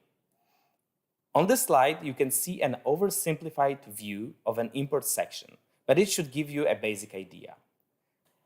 The section contains a list of individual functions that are called anywhere from the executable. Each entry contains the name of a DLL at the top here, the name of a function in the middle, and the memory address where that function is loaded by the system at the bottom. So all we have to do is provide our own function pointer instead, and the game would simply call our implementation. Now that we know where to look for required DLLs, let's just print out the list. We need a way to somehow provide valid function pointers even though there's no real implementation on our side yet. The reason for this is that we don't want the game to simply crash in a random place, but rather we want to know which of the unimplemented functions was hit. The way we've approached this was to dump all the exports from a given DLL and use code generation to generate all the needed functions. You can use a dump bin tool that comes with Visual Studio to list all of the functions exported by a given DLL. But there are also many other programs that you could use instead. Then you can write a script to go through the list and generate C++ code. You can see an example of an automatically generated stub function.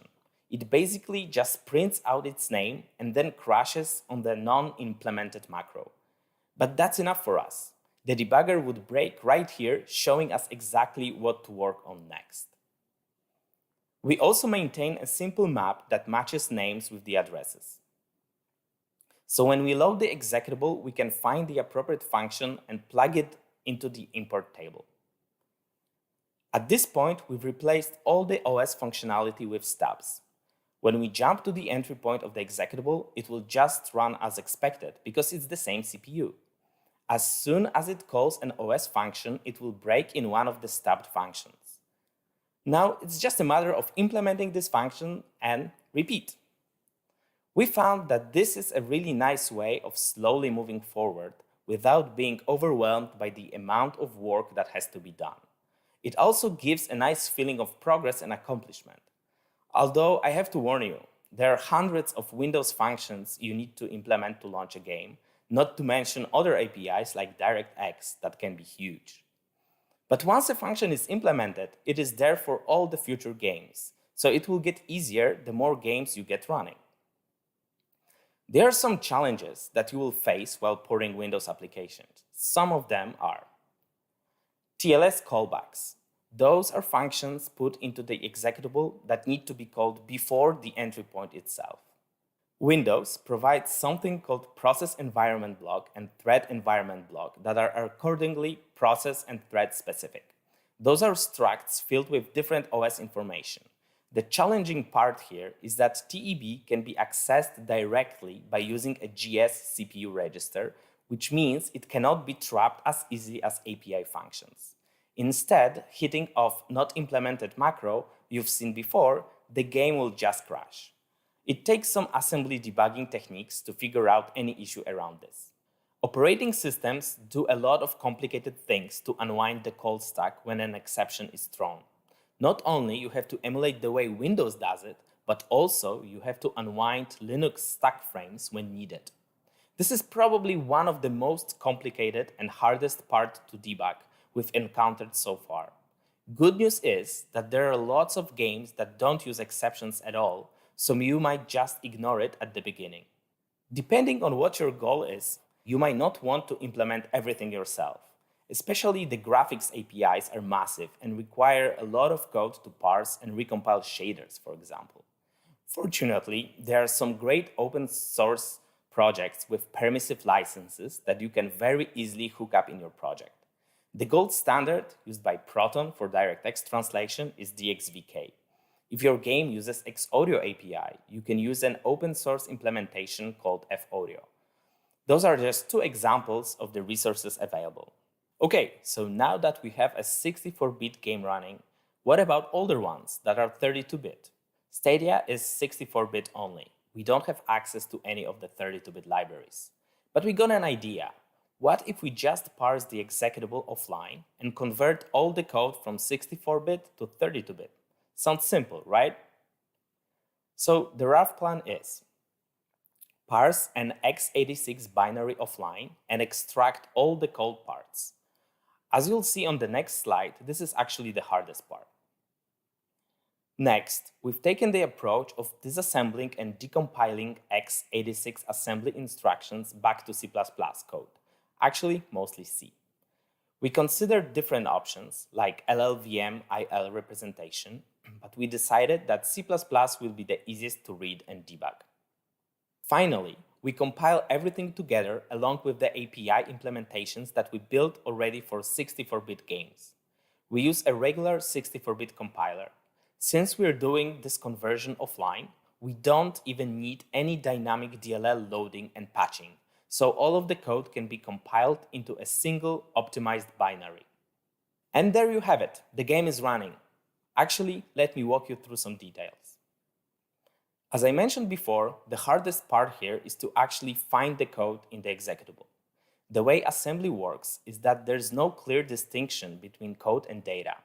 There are entire papers written on this subject, commercial tools like IDA Pro or Ghidra that try to do those things, but as far as I know, nobody solved this problem with 100% reliability yet for all kinds of binaries. But we try anyway. Use PDBs. That's the easiest way. If you have access to debug symbols of the game, you can easily extract all the function addresses from there. We can start following the assembly from the known entry points. Call instructions are obvious. They point to existing functions. Jumps are more tricky. They might be go-tos, switches, or actual function calls, and it's not always trivial to distinguish between them.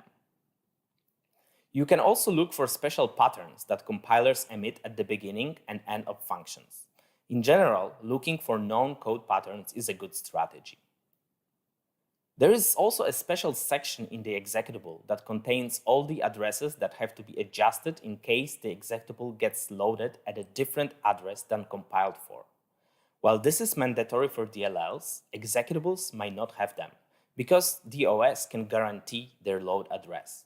If you're lucky and your executable contains a relocation table, following addresses from there will show you where the code is. Now that we know where all the code blocks are, we need to disassemble them. While writing a disassembler is an interesting challenge on its own, there are multiple open source solutions for the job to pick from, just to name a few here. Once you disassemble the code, it's pretty trivial to convert it to a simple C++ code looking something like this. As you can see, it's very low level and is basically a one-to-one translation from the assembler. While this approach generates megabytes of code, the idea here is that the C++ compiler will do a good job optimizing the code and produce actually a sane binary. Because DLL implementations we've written so far expect x64 calling convention, we need to write some wrappers that will get parameters from the 32-bit stack, potentially convert them, and pass to the 64-bit code. Here you can see some pseudocode. Our actual implementation is very template-heavy, and in turn, it's not really presentable. Let me walk you through it. We get an emulated CPU state as the input argument. 32-bit calling convention keeps arguments on the stack, so we pop appropriate 4-byte value here. Then, we pass this value as a legitimate argument to the original 64-bit implementation, and we get a 64-bit return value from it. Since we need to return to a 32-bit world, we need to adjust the return value. There are some tricks you could do with pointers, but you can also try to get away with keeping a giant map. As you can imagine, there are some nitty-gritty details that you need to solve, some of them being 32-bit games use the FPU coprocessor for the floating point operations, which needs to be decompiled and emulated in addition to regular x86 code. 32-bit Windows has a totally different way of handling exceptions, which needs to be emulated. Again, many of the games don't use exceptions at all, so you might just get away with it. A 32-bit game would assume that all memory is mapped in the 4 GB address space. This won't be the case by default in your 64-bit code, so you either have to maintain some kind of translation or make sure you enforce allocating memory in a desired range. As part of the 32-bit CPU emulation, a separate stack has to be maintained. It's especially important when implementing exception handling because then 2 stacks have to be unwinded. So how did we do? We were able to run 32-bit AAA titles with 60 FPS performance on a pure 64-bit Stadia operating system. Because all the conversion and OS patching is being done offline, the result is a regular compiled ELF binary with all the symbols. If you have PDBs for the original game, you can use them to name the actual game functions and then have proper call stacks when debugging and profiling. Because there's no way to always tell from the offline analysis where the code would jump, we need to maintain a map of 32 to 64-bit addresses, which needs to be searched for every jump. This hurts performance, in particular when there's lots of virtual function calls. We've seen even 4 times performance decrease in some specific game areas because of this. While the offline conversion worked well for few games, we've started seeing more and more games that had relocation tables stripped, which basically prevented us from reliably discovering code segments inside the executable. At the same time, Apple announced their Rosetta 2 technology, which is able to convert x64 to ARM64 code on the fly. We thought, well, that's amazing. Let's do something like this. The idea is, we're going to process the game at runtime, so we know exactly which code path to take. We don't have to know where the code segments are anymore. The running game will simply show us. Once the game jumps to a code segment, we disassemble it and generate new x64 code on the fly and then jump to it. Think of it as putting a breakpoint at every single jump instruction. When it hits, we disassemble the x86 code and we generate x64 instructions directly. Because x64 is basically a superset of x86, most of the conversion is pretty straightforward. After the block is ready, we jump there and allow the game to continue. This is a pretty straightforward optimization. We don't have to convert the same blocks over and over again. The idea is that after initial few seconds of hitching, the game will play smoothly, just reusing already converted code. Our code for runtime instruction translation has more than 4,000 lines of code, so it's hard to show in here. But here's some pseudocode as an example. As you can see, it's basically a simple loop going through x86 assembly instructions one at a time. Whenever an instruction needs to access the memory, it might need to be adjusted, which is what the process instruction function does. Most work is being done for jumps and function calls. At the end of the loop, we assemble the instruction again, this time using x64 assembler, and append it to the end of the generated block. When the whole block is processed, we directly jump to the first instruction of the converted block. How did it go? We don't need to know where the code is anymore. No need for relocation tables. All executables are supported. For the games we tested, there was no visible difference between the previous offline solution and the runtime one. This is an obvious drawback. The cache needs to be built and maintained per each game. Time for a summary. Even though the technology is complex, it didn't require a big team to develop some good results. While software like Wine is more than 20 years old and hundreds of people work on it on a daily basis, it's still possible to get some games running relatively quickly. While we've proven that games could be successfully run using this technology and performance is very good, it still requires a significant amount of effort per game to make it work. This is obviously where the 20 years of development comes in. We adopted our runtime 32-bit conversion to work with Wine and Proton to be able to test more games. Results are very good, and this is definitely one of the paths that we consider moving forward when thinking about 32-bit games support on Stadia. The question you might have been asking yourselves during this presentation is why did they even bother to write such a technology themselves rather than use well-known and battle-tested solutions like Wine and Proton? Well, as I said at the beginning, Stadia uses a very stripped-down version of Linux.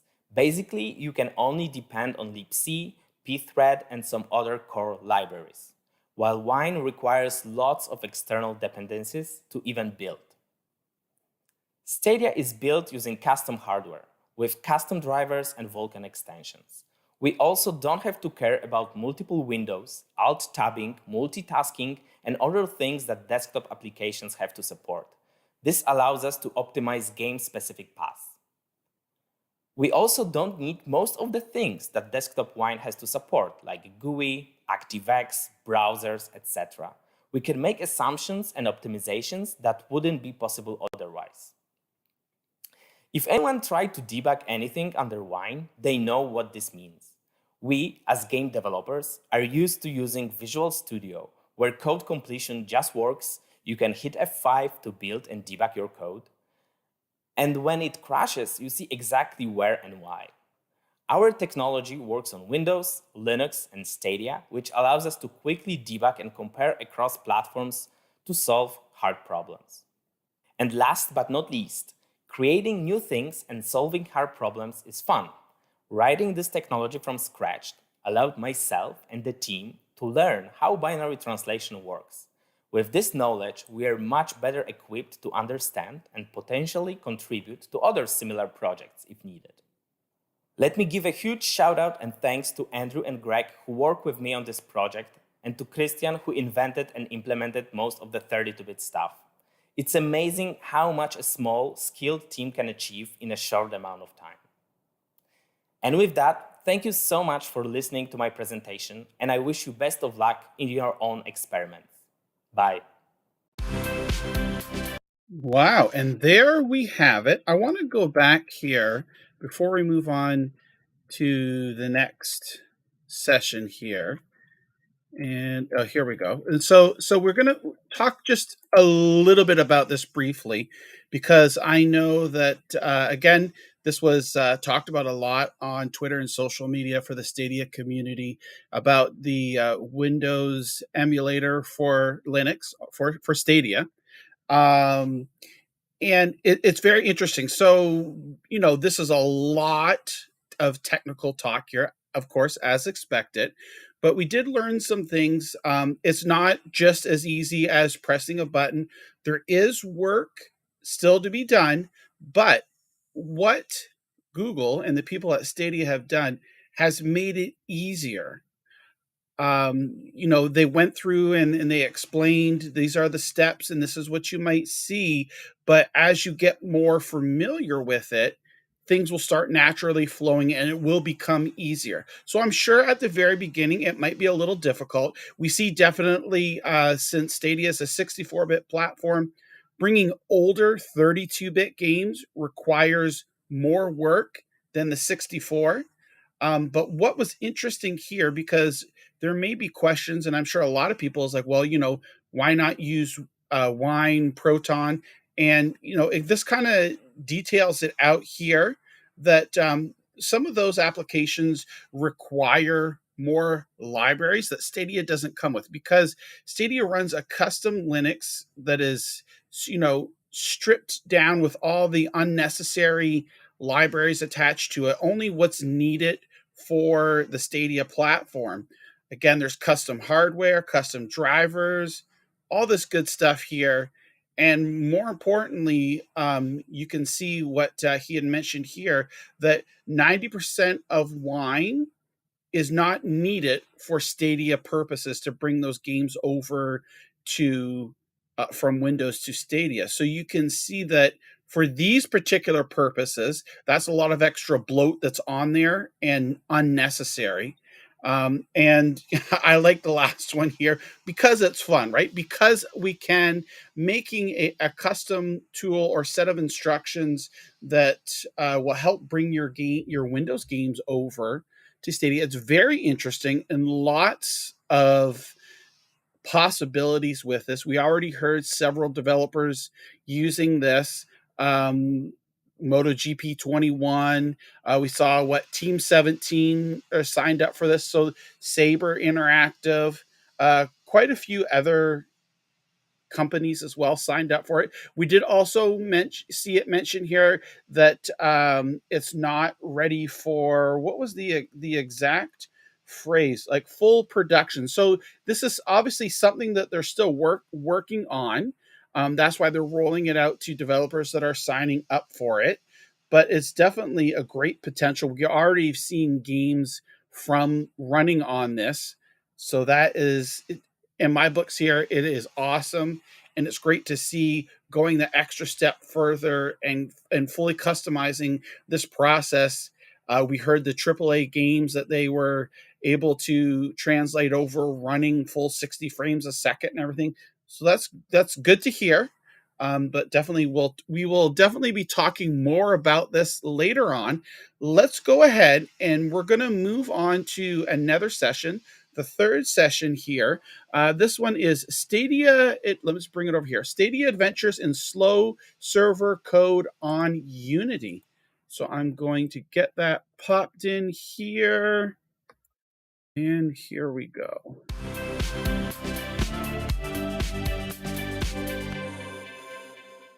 Hi, I'm Scott Wardle, Senior Software Engineer on Google Stadia. I'm ex-EA, ex-FIFA, and ex-Frostbite.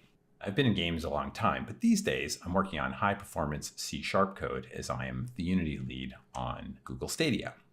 I was having this problem with Stadia Adventures sample. It was a good opportunity for me to learn Burst and Jobs, which are great technologies to speed up your code. With that, I had to create a sample to understand these two technologies. And what I learned from that was I was able to separate Burst from Jobs, and that was a really powerful tool for me. I'll talk about my results from that and summarize things up. So let's take a look at the problem that I was having. I have Stadia Adventures, which is a Unity title, but it also had a dedicated server as well. These two things just come from different worlds.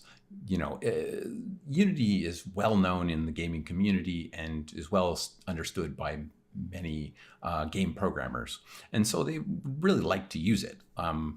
You build and run, and it'll just happen on Android as easily as it happens for Stadia instances, and deploys and runs right there. Working in dedicated servers is just a different way of working. You end up having to learn technologies like Docker and Kubernetes and these kind of things. It's just a different world. So we came up with a good idea. Maybe we should just move that dedicated server, over to the Unity side. I mean, we're already running in the cloud anyways. What difference does it make? And so running it as a separate thread actually worked really well. There's some cool tricks you can do with Unity too here. You can just drag and drop a DLL into it, and it converted it for us. It was quite nice. We still had to, get rid of one of the two build systems here, but that was a pretty easy problem. The really interesting thing that we hit was when we tried to debug, we couldn't at first. But then we realized that all we were missing is the symbols. As soon as we copied over the PDB symbol files, suddenly my performance dropped through the floor. It was like 2 frames a second, really slow, surprisingly bad. I mean, I was running like 13 milliseconds a frame beforehand, but after this, it was like 600. Just crazy slow. Really, it turns out that most of the problem is in this broad phase collision check function. This broad phase collision check function was 4 times slower once we added in the extra symbols. So this was pretty surprising, but it's only 4 times slower. We had lots of threads. Maybe we could just use some more cores and brute force it. It turns out that this wasn't going to work for us. As more threads I added to this, the slower the code got. That was really strange. It turns out what was happening is there's this check sequence point function that was getting slower and slower. And inside that function, there was like one instruction called compare and exchange that was making things really bad. I've seen this before, and this is an atomic operation. And like all my samples for Orbit were basically right there. The thing I didn't understand was why this check sequence point was everywhere throughout my code until I talked to Unity. And Unity explained to me that basically they have a cooperative debugger. And so any place that you can put a breakpoint, sometimes multiple times on a line, you're going to have one of these pieces of code generated in. This is the place where the debugger gets its chance to do something. Anyways, this meant that it was really slow and slowed it down things much more than we were expecting. After talking to Unity, though, we came up with a better fix. Basically, instead of using compare and exchange, you can use load relaxed, which is a different type of memory barrier. And if you get this fix from Unity, your performance will be 4 times faster, at least in a really bad case that I stumbled into. But you might find different things in your own code. Now, we're done, right? 4 times faster, great. Well, yeah, the code wasn't perfect yet, and we were still dropping frames in various situations from before. We just fixed one of the problems. Weirdly, though, if we tried our master build, we were fine. It was running great. It was just, the sort of debug builds, these release development builds that were too slow. It would be really nice to fix them and have them so they weren't dropping frames. And, in some scenes they weren't that fast because, debug builds for a sample is probably the way most of the people are going to run them. They're not going to really make master builds of these things very often. One thing that we also didn't understand was, are people going to take this fix from Unity right away? We didn't really know that, so it was hard for us also to include the PDB file and fix the two build systems and other things that we kind of wanted to do here to make things easier to work with. Therefore, I thought this might be a good opportunity for me to learn about burst and jobs. Unity's job system is just a way of multi-threading code by creating jobs. Basically, you get one, a thread per core, a worker thread per core, and then you can allow these worker threads to pick up jobs off of a queue. And all these jobs is a function pointer and some data. So it's quite a normal way of setting things up. And I've seen them quite a few times in my career, these sort of job systems. The other technology that Unity has, which is quite unique to Unity, is the burst compiler. This is a separate C# compiler. It uses a limited subset of C# though, so you can't use everything, but it builds directly to native code. And what this means, at least for this particular discussion, is you're not going to be able to use the managed debugger, which means you don't have sequence points anymore, which also means your code is probably going to go much faster. That doesn't mean you can't debug this code, though. You can still debug it the same way you would debug C++ code. You can use a native debugger. And this actually works better than it does normally with Unity apps. You don't have to debug IL to CPP output. You will be able to debug your normal C# looking code. One thing that does take a little bit of work, though, is you only are allowed to use a limited subset of C#. This does mean you're not allowed to use classes. You have to use structs, and structs are a value type, so you have to be careful that you don't end up making more copies than you expect. That not being able to use classes means no normal container types. You're going to have to use the limited subset of container types that Unity provides, like native array. You can't use list T or something like that. Also, memory allocation and stuff in using the burst compiler, you have to be careful because you're going to end up allocating memory on the heap. So there's an interesting relationship between burst and jobs and the C# runtime. If you look for samples of burst code, you'll always be seeing it used with jobs at the same time. You would think they could only be run together or something, but really they're just like, peanut butter and chocolate. They're just good together. The only problem with this is you have to redesign your code to run with either one of them. If you're going to deal with multi-threading problems for jobs, you're going to have to copy all your data, make sure it's not shared. And with burst, you have a different set of problems, right? You can't use classes and that sort of thing. One thing that's true for both of them, though, is they both use memory in a different way. And so you end up having to either pin memory in the garbage collector, or you have to use memory on the heap or something like that. But if you do that, then you can use managed code on a job separately, and that is actually possible. Let's see an example of the code, because I think it's always more concrete if we look at it that way. So you have your structure that's burst compiled, and it will inherit from an I job of some sort or another. And then you'll have a whole bunch of native arrays in it. If you look, at samples on the internet, you'll see things like this. It's quite common. The other thing is you'll have some managed code which will initialize or destroy these objects, clean them up afterwards or set them up. You're also going to have an asynchronous function which will be your main update. And this is the thing that's going to be run on a job. When you boot up, you're going to maybe put it in your awake function, or on your destroy, you're going to have to free up all of your objects These is just working with those native arrays I showed you in the previous slide. On the update, so maybe every frame or something like that, you'll kick these jobs off, and then they'll start running asynchronously, eventually updating once those job threads are freed. And to make sure they got finished at some point, maybe at late update, you can complete them, which will wait, and then free up all of the temporary memory that you made. So finally, I get a chance to actually try out what I learned. I go back to my Stadia adventures and start playing around with that server thread again that's running like 13 milliseconds or so a frame. I've already threaded this code before, so it was pretty easy to move over to burst and jobs.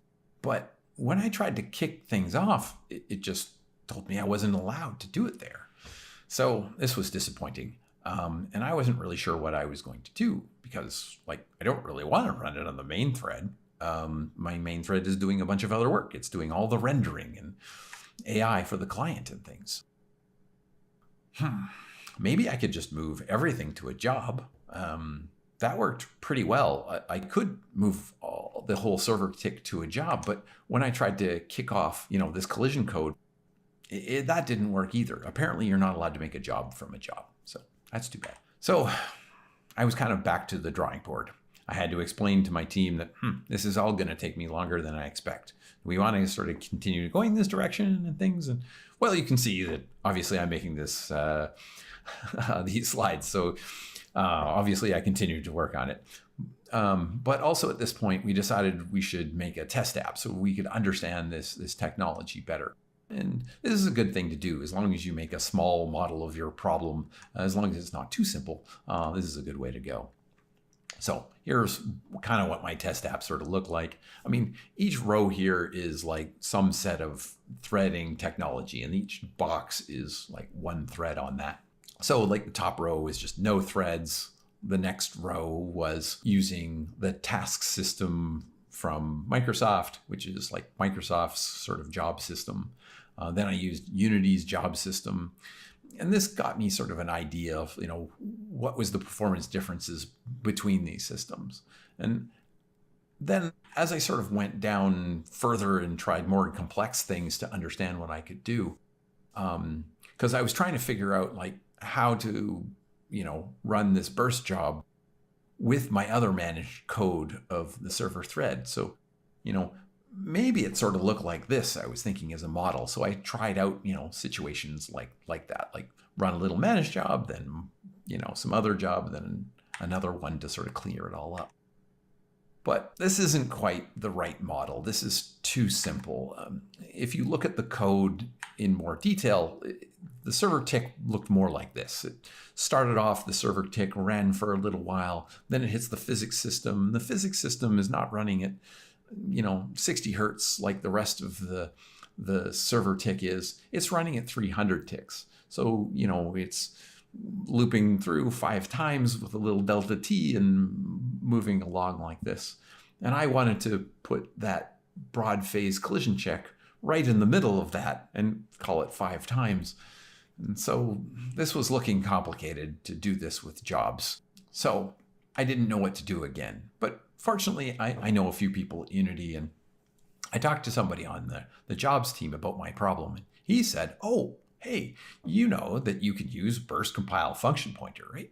And I'm like, no, I didn't know that at all. And so apparently you can separate burst out and not use it with the job system. And then you're basically just calling a function now. You don't have to worry about solving this, having your code run asynchronously to everything else, which made things much, much easier. So these burst function pointers are only allowed to call static functions, and therefore you're going to have to pass in all of the context somehow as a pointer. The easiest way to do this is to require some unsafe code. This worried me a little bit, but it turned out that wasn't much of a big deal. Of course, I couldn't asynchronize this code anymore. I couldn't run it as a bunch of threads, but I didn't really need that speed for this. I just wanted to get rid of all of that debugging information. But the real thing that I struggled with with compile function pointer was there's just not that much documented on it. There's not as many samples and things, and I couldn't find anything that was the level of complexity of even my sample app. So I had to trial and error to figure out how to work on it. This is the code I came up with.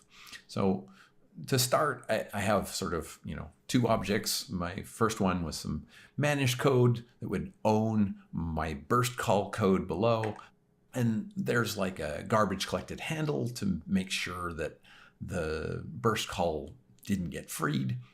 And there was the function pointer that I was talking about.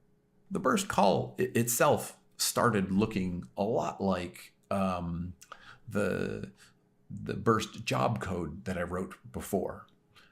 It had the same sort of native arrays and things in it. But this was the code that was sort of trickiest to write. That I had the most amount of trial and error to figure out. Basically, it's unsafe code that just takes in one parameter, which will be my burst call itself. But getting that burst call and turning that pointer into something I could call without making a copy of anything was a bit tricky.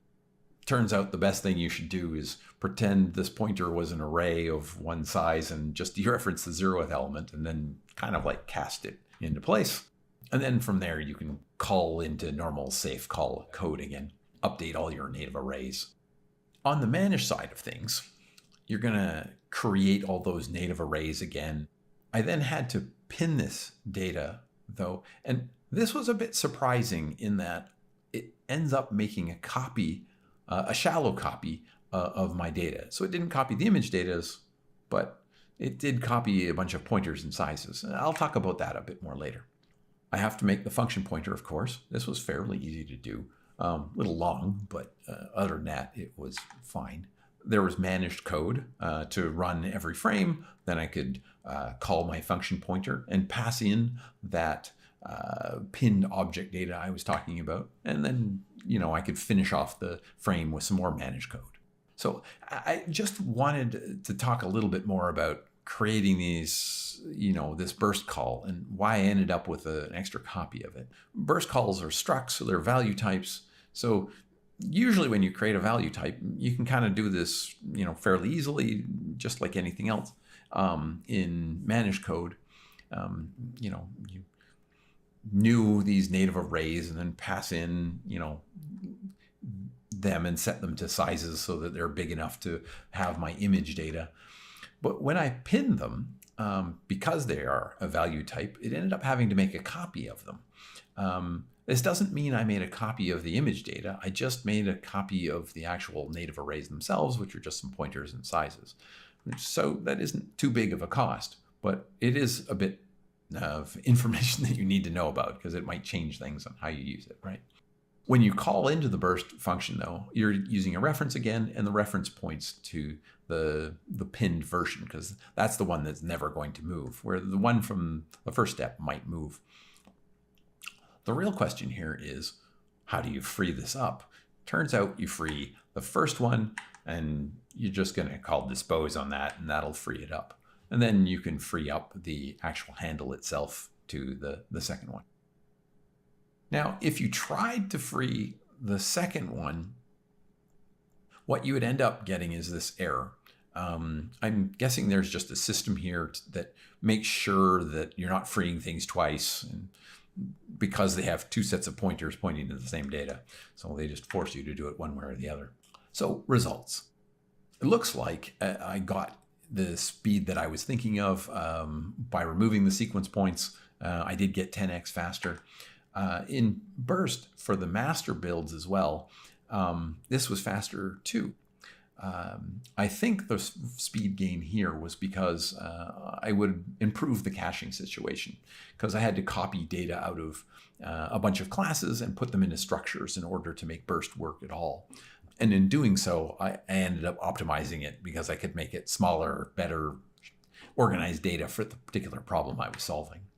For raindrop, I also got pretty good gains. It wasn't quite as much of a difference for the release development build, so the debug data maybe wasn't quite as much of a problem. The master build here got 1.7 times faster as well, but How it ended up doing it is a bit different. The code must have just improved because, I didn't have to reorganize the data in this case. They were working with image data in both cases, so the shape of the data, the caching of it, shouldn't have changed. But obviously it's generating better code still. So just to summarize things up here, development builds can be made much faster in Unity. So if you're having a problem with your debug builds, one, get a fix from Unity. That might make it five times faster all on its own. And the other thing you can do is, use burst on particular places, and you might get another 5 to 10x there. If you ever do have complex problems like I was, maybe making a test app, as long as you don't simplify your problem too much that you're solving a different problem, that's always a good idea. Finally, the real takeaway from this whole presentation is burst and jobs can be used separately. You can decouple these two systems, and all you have to do if you want to use burst by itself is use compile function pointer, and then learn a little bit of unsafe code and a little bit about pinning in a garbage collector. Note that you might make an extra copy of your data, but it's only a few pointers and sizes, at least in my case, but it is something to be careful of. Finally, last but not least, the real trick here is you're going to need to use like read array element to, cast your context data into a reference of your class type, so you don't have to be dealing with void data anymore. One other thing that I wanted to talk about was that you can call manage code from a job. And this is pretty easy to do. You do have to do some garbage collected pinning, but you'll be pinning a class in this case. So anything that class references will also be fine. So that works really well. There is some samples on the web that do this, and so I didn't really talk about it too much here. So anyways, thank you very much for listening to my presentation. And I will try and post the code samples for this soon. Thank you very much.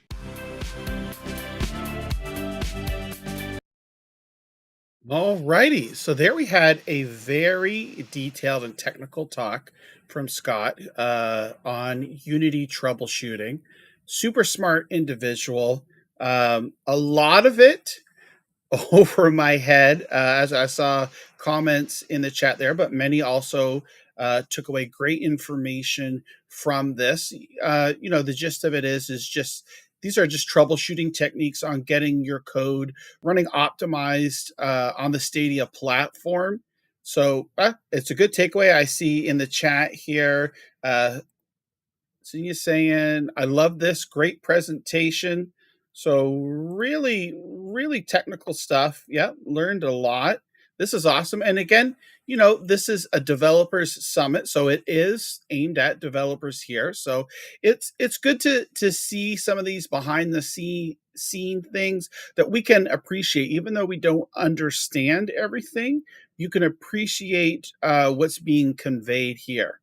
So now we're going to move on to the fourth and final session here. This is, let's bring it up here, profiling on Stadia. So the Stadia DevX team is actively developing its performance profiling solution for both the CPU and the GPU. In this presentation, learn about the philosophy behind Orbit, our CPU and system profiler, and Dive, our GPU analysis tool. So this looks like it's going to be very interesting. And if you haven't already entered in for your chance to win one hero, oh my gosh, so much information is floating around in my head. Oh my gosh, my hero won Justice 2. Go ahead now, get your entry in, and let me go ahead and get the fourth and final presentation up and running, and here we go.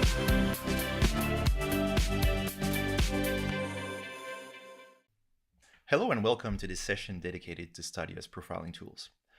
I'm Pierrick, software engineer at Google, and joining me today is Michael Antila from the Stadia graphics tools team. Today we would like to present an overview of Stadia's profiling tools. I will first present Orbit, our CPU and system profiler, before handing it over to Michael to present Dive, our new GPU analysis tool. Let's start by looking at the CPU side of things. The very first thing I want to mention is that if you've installed the Stadia SDK, then Orbit is ready to use. It looks like this. Orbit is a feature-packed native CPU and system profiler that connects to a Stadia instance and displays live profiling events as a user interacts with the game. We'll cover most of Orbit's feature in this presentation, but before that, I'd like to get back to basics and outline the core idea behind the tool. First of all, why do we profile?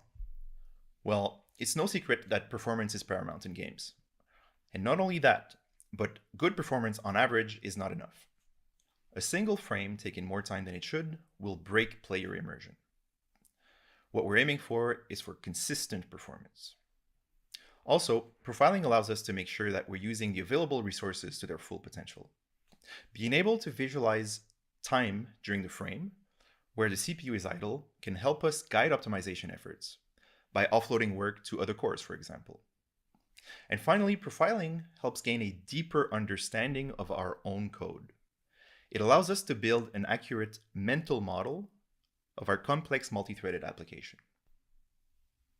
To me, a very good way to build this mental model is by visualizing function calls. We can see that the code on the left can be represented by the diagram on the right. In Orbit, we call this diagram a flame chart. On a flame chart, the x-axis is time. Sequential function calls will appear from left to right. The width of a rectangle corresponds to the time it took for the function to execute. The y-axis corresponds to the function call hierarchy, where nested function calls will appear from top to bottom. Visualizing multiple threads is also very intuitive. We simply have multiple flame charts on the same timeline. This can be very useful to visualize interaction between threads, to again help us build our mental model of what's going on in our frames. Now the question is, how can we generate those flame charts? Well, the easiest way would be to modify code. However, this would mean that to instrument a new function, we would have to shut down our game, change the code, recompile, relink, redeploy, relaunch. This can easily take 15 minutes on a big project. Also, performance problems in games can be highly contextual. You might need to reproduce a long sequence of events to trigger a performance bottleneck, adding to this iteration time. Another problem here is that you might be interested in profiling modules for which you don't have source code. So how can we generate these flame charts without relying on code annotations? Orbit's answer to this question is dynamic instrumentation. It is the #1 feature of Orbit. It allows us to generate flame charts without having to modify a single line of code. There's no integration time, virtually no iteration time, and you don't even have to relaunch your game. In Orbit, you can select functions to dynamically instrument or hook, and on the next capture, the timeline will be populated with all occurrences of the hooked function calls. This information will be presented as flame charts in the capture view, as we can see on the left. Note that this is exact information. This is not statistical data like what you would get from sampling. Under the hood, Orbit is actually intercepting function calls and is getting a timestamp on the entry and exit points of instrumented functions. In addition to dynamic instrumentation, Orbit does offer a powerful sampling profiler. Sampling, by the way, is the process of periodically getting a call stack for all running threads. Sampling is always on in Orbit as opposed to dynamic instrumentation, which requires user input. In the diagram, we see that every sample, represented by a yellow arrow, produces a call stack. In Orbit, we can visualize this call stack data in different ways. First, we present every single individual sample on the timeline as a vertical white line. This is what we see on the sampling bars on the left. On the right side, you will find 3 different ways of looking at the same sampling data. We have the flat, top-down, and bottom-up views. The flat view is a flat list of functions which can be ordered by how often they were present anywhere in the call stack. or also by how often they were actually executing at the time of sample. Note that it is possible to generate reports for a selection of samples by interacting with the sample bar. The top-down view presents sampling data as an intuitive call graph. So basically, expanding nodes will let you traverse the call hierarchy from parent to child. The bottom-up view, on the other hand, allows you to see which functions are being executed the most. In other words, the function in which your program counter was at sample time. Expanding the nodes here will let you traverse the call hierarchy in the opposite direction, so from child to parent. So dynamic instrumentation on its own is great, and so is sampling. When you combine both, you get something that's worth more than the sum of its parts. It unlocks a workflow that makes iteration incredibly quick, and this combination of sampling and dynamic instrumentation is Orbit's core value proposition. And a good way to understand this value proposition is by putting ourselves in the shoes of someone who knows nothing about the binary they want to profile. How would we go about populating a detailed per-thread breakdown of important function calls? Well, we'd start by taking a capture without any dynamic instrumentation. We then analyze the sampling report to identify functions that would be interesting to instrument. We would then hook those functions and take a new capture. Very quickly, we'll populate flame charts for the different threads of our application. We could iterate on this loop a few times to make sure that we've identified a good set of functions. But in the end, we'll have generated a detailed capture in no time. And again, without having touched a single line of code. Once we're happy with the set of functions that we've identified for our profiling session, we can save them in a preset so that we don't have to manually hook those functions again on every capture. This will reduce iteration time even further. You can then simply launch Orbit, select a preset, and capture. Of course, if you run into a new performance problem along the way, you can always add functions to the preset. So a quick note on debugging symbols. In order to profile, we need them. This is Orbit's only requirement. They can live either on your instance or on your local machine. If they're on your instance, Orbit will transfer them to its symbol cache on your workstation. So debug symbols are used by dynamic instrumentation to know where functions are in memory.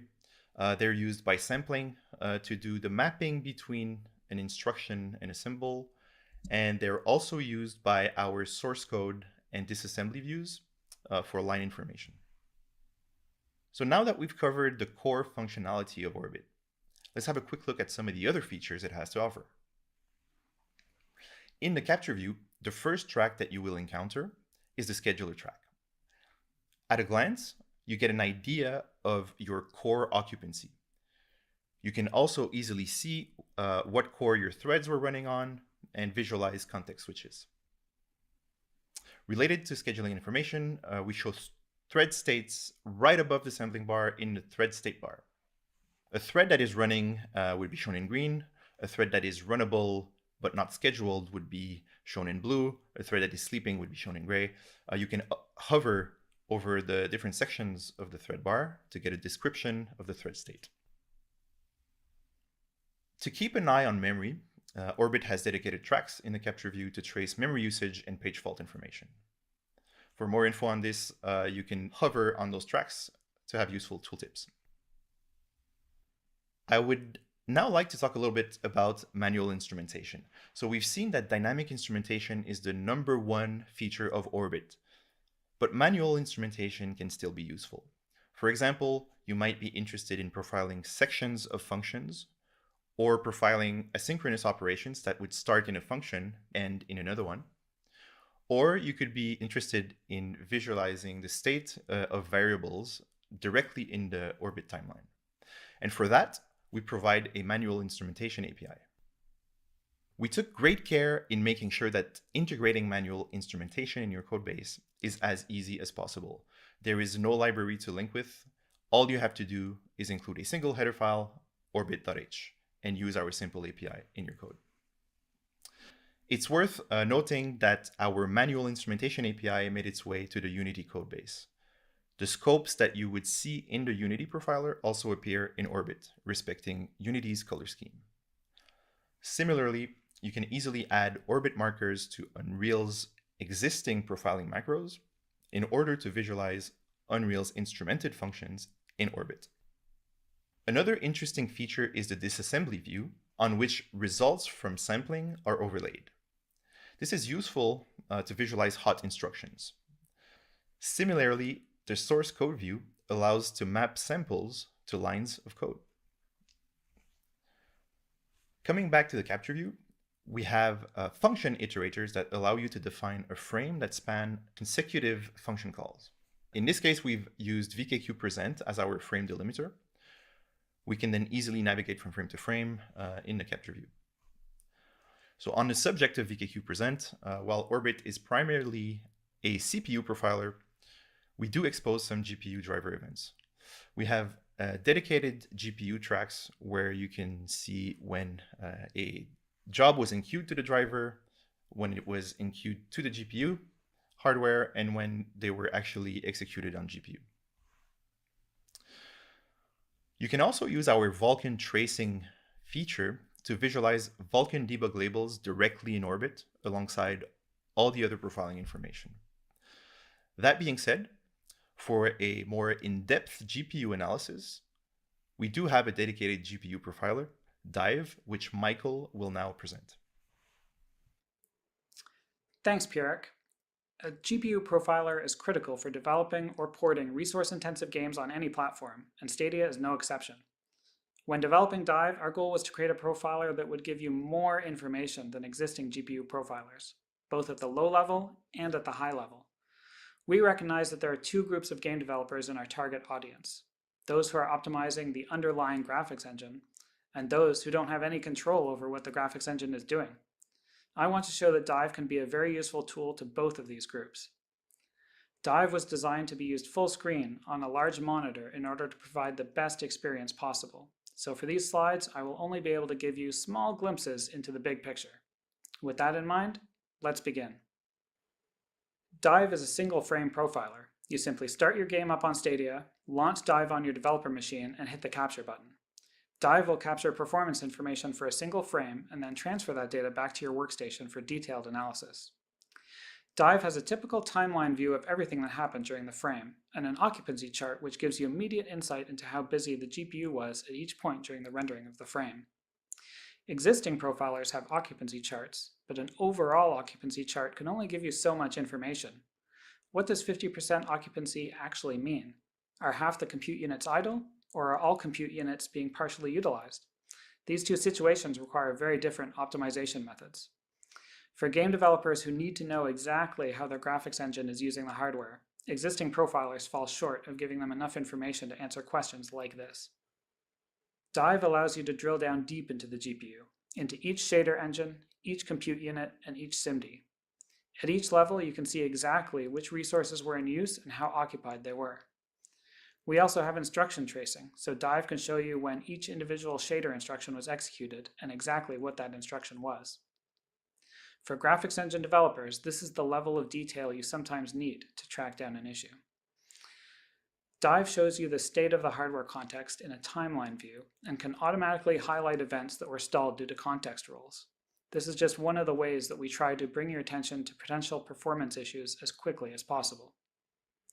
At a higher level, Dive also captures which Vulkan calls were made during one frame and displays them in an event list on the side. One feature that sets Dive apart is that we capture all of the Vulkan calls, not just the ones that result in GPU work. This extra context is critical to understand what is happening. Previously, developers had to perform an additional capture of a frame in RenderDoc just to understand the context of what they were seeing in their profiler. This feature has been a huge time saver. Debug labels are captured and displayed in both the event panel and the timeline panel for easy cross-referencing. Debug labels, Vulkan calls, and GPU events are organized into a collapsible hierarchy for easy navigation. And yes, we have a search bar so you can find the exact function you're looking for. Every parameter to every Vulkan call is captured, so there is no guesswork about what is happening. Although Dive is not a debugger, this feature can be useful by itself for figuring out where things are going wrong in a graphics engine. We capture as much information as we can. You can view the contents of every command buffer that was sent to the GPU. This has proven useful when trying to get to the bottom of some really interesting timing issues, including allowing you to see which copy buffer calls are going to DMA and which are being dispatched directly to the GPU. In addition, you can view the GPU state at any point in time during the frame. This can be useful to verify assumptions about exactly what state the GPU is in. Dive can also capture performance counters from the GPU. Sometimes just staring at a timeline of events isn't enough to give you insight into where the bottlenecks are. Performance counters can help identify draw calls that might be problematic. For example, sorting by the amount of time spent in the vertex shader will instantly take you to the call that is doing the most vertex shader work. This can be a very quick way to determine if polygon counts need to be reduced for some models in order to hit performance targets. For developers who don't have access to the graphics engine code, this may be a good opportunity to go back to the art department and see if they can simplify assets to improve performance. In this example, looking at the counters for this call, Dive can let you know that only 43% of the vertices actually made it to the final output. Maybe this is an area where some culling can happen on the CPU or in a compute shader to avoid having the vertex shader waste time on all those unused vertices. Graphics profiling can be a challenge, and we wanted to make Dive as helpful as possible. We have a context-sensitive help system, which gives you useful explanations and advice as you hover your mouse cursor over various elements in the UI. In this case, hovering over a barrier reveals what that barrier is doing and how it could potentially be optimized by doing things a different way. We also have a Problems tab, which can identify certain common performance issues that we see frequently in games. In this case, Dive has noticed sets of barriers with no draw calls in between them, which means they could theoretically be merged into a single barrier to reduce overhead. Hovering over the mergeable barrier set brings up context-sensitive help text that gives you an estimate of how much time you could potentially save by merging those barriers. In this case, 0.11 milliseconds, which could be significant savings if you are close to the edge. Our ultimate goal is to automatically find as many performance issues as we can on your behalf, to help save you time and help new developers learn about what factors can reduce rendering speed. We plan to add more static analysis features like this in the near future. In addition to profiling, Dive provides a user-friendly interface for analyzing GPU crash dumps. Dive integrates with the graphics flight recorder to provide as much information as possible about GPU crashes. Graphics Flight Recorder, or GFR for short, is another tool available in the Stadia SDK that can log the state of the GPU as it was just before it experienced a hang or a crash. Using data from GFR, Dive is able to quickly highlight which Vulkan calls completed and which did not. In this GPU hang case, Dive was able to instantly highlight that a copy image operation did not complete for some reason. Drilling down to a lower level, Dive can identify which shaders were in play when the GPU crashed, and identify which individual instructions were in flight across the GPU at the time of the crash, hopefully helping you narrow down the exact cause of the crash as quickly as possible. We hope that by giving developers access to as much information as possible and organizing it in a way that makes it easy to analyze, we can make profiling and optimizing your game on Stadia an enjoyable experience, and we are looking forward to hearing your feedback on these tools as you use them. Thank you for watching. There is an open source version of Orbit available on GitHub, and both Orbit and Dive are included in the Stadia SDK. Thank you for watching, and please try our tools out.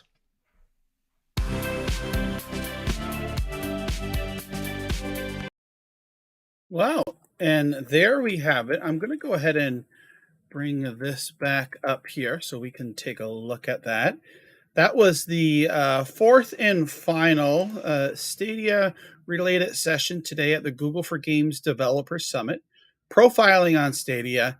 And again, wow, there is a whole lot of work that goes in from the time a game is conceived in someone's head until we get it into our hands. And it's just so amazing that it goes from inside here to being able to play it with your with a controller or whatnot. So it's just very exciting. Lots of high level detail here. We're going to go, before we go ahead and give away My Heroes 1 Justice 2, we're just going to take a look here real quick. We saw earlier the Stadia keynote with Careen Yapp, and we learned a few things about what Stadia is doing to make it easier for developers and people to find and play their games, as well as an extended relationship with AT&T, tools that make bringing games easier over to Stadia. We saw playtesting made easy on Stadia with Ryan. He had his founders controller there. Well, actually, not even the founders, the dev team controller there in the background. We saw that again. Probably one of the most talked about and probably one of the most highlighted sessions here today. How to write a Windows emulator for Linux from scratch. Very informative. Then we go ahead and move on here. Scott talked about Unity, slow server code in Unity and troubleshooting. Again, very highly detailed, lots to see and learn and appreciate.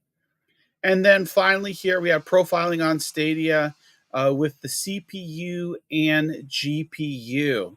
So it was quite the experience.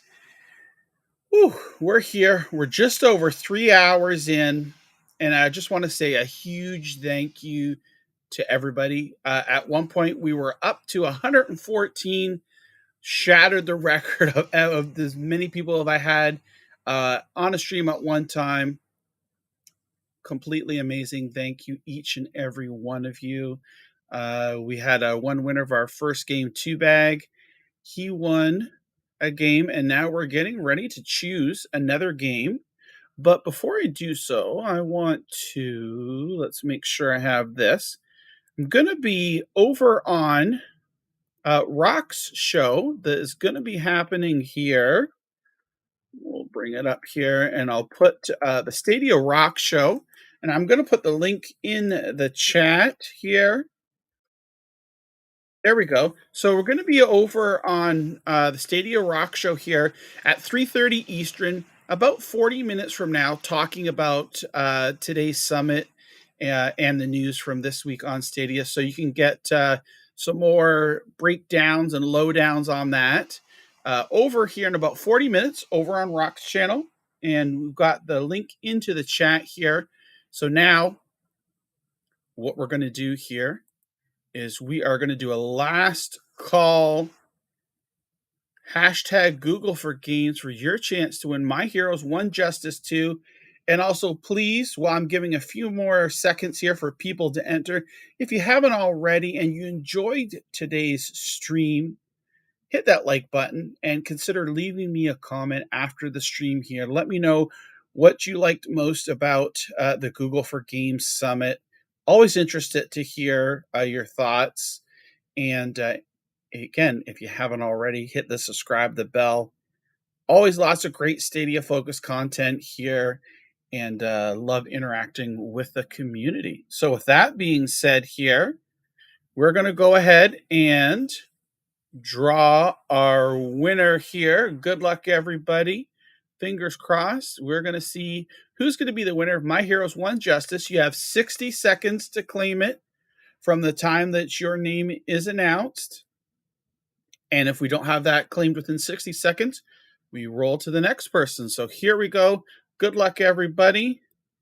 Our winner, Locksome Gaming. Congratulations, Locksome Gaming. You have won your copy of My Hero 1 Justice 2. And yes, on Friday on Stadium Connect North, Ninja Guy X and myself will be talking about all this, breaking everything down. And we are going to also have a challenge with Mad Streets with our good friend the Cowboy. So here we go. Congratulations, Locksome. We've got about 30 seconds left to claim your prize. You do have to be here to claim your prize once you enter. Hopefully, Locksome here. Hopefully, I'm even pronouncing it right, but the name's announced here by the bot. So congratulations. You got about 20 seconds left here, and then we are going to choose another winner. There we go. Yeah, we're counting it down here. And unfortunately, it looks like we are going to have to choose another winner. Alrighty, our new winner is Nick's We Go Hard. So the Nick's We Go Hard. If you're here, you've got 60 seconds to claim your prize. Again, you have to be here to claim your prize. So hopefully, Nick's We Go Hard, My Hero 1, Justice 2, a lot of talk. People looking to get that game and win it. So far, no dice. We're on our second name pulled from the hat here. No winner yet. Knicks We Go Hard, the New York Knicks. Let's see here. All right, and now your mama knows. Says, never seen that bot. Give me a ticket. You never know. Knicks We Go Hard. You've got to claim your prize. If not, we've got less than 20 seconds left before we choose another winner here. This will be the third winner. Let's see, maybe lucky number 3. All I do is click a button here on the bot and it says roll it. It's got the exception in of no Cowboys winning. So here we go. Alrighty, we're going for our third winner here. Jeremy Moan. If Jeremy's here, Jeremy, you have won. Now, I know that there are a lot of people, you might be disappointed if you haven't won, but don't worry. You know what? I always have games to give away, and maybe not on this stream, but on my next stream, I will definitely be giving another game away. I'll get that scheduled out. Let's see. Today's Tuesday, so we'll have another stream tomorrow. Again, hit that like button, subscribe. You'll know when I go live. Follow me on Twitter, and you will exactly know when all the good details are coming. So, Jeremy, if you want to claim your prize, just type in !contact. You can send me an email. You can send me a DM on Twitter. You could join Discord and let me know there. But with that being said, again, a huge thank you to everybody in the chat here and all your love and support today. I really do appreciate it. Again, I've just posted the link, the Stadia Rock Show. I'll be live on there in about 30 minutes at 3:30 Eastern, along with Rock, SPG, and Ray. We'll all be talking about all the Stadia news and, of course, the Google for Games Developer Summit. And with that said, again, thank you, everybody. We hope you have a wonderful rest of the day, and we will see you all again real soon. Take care.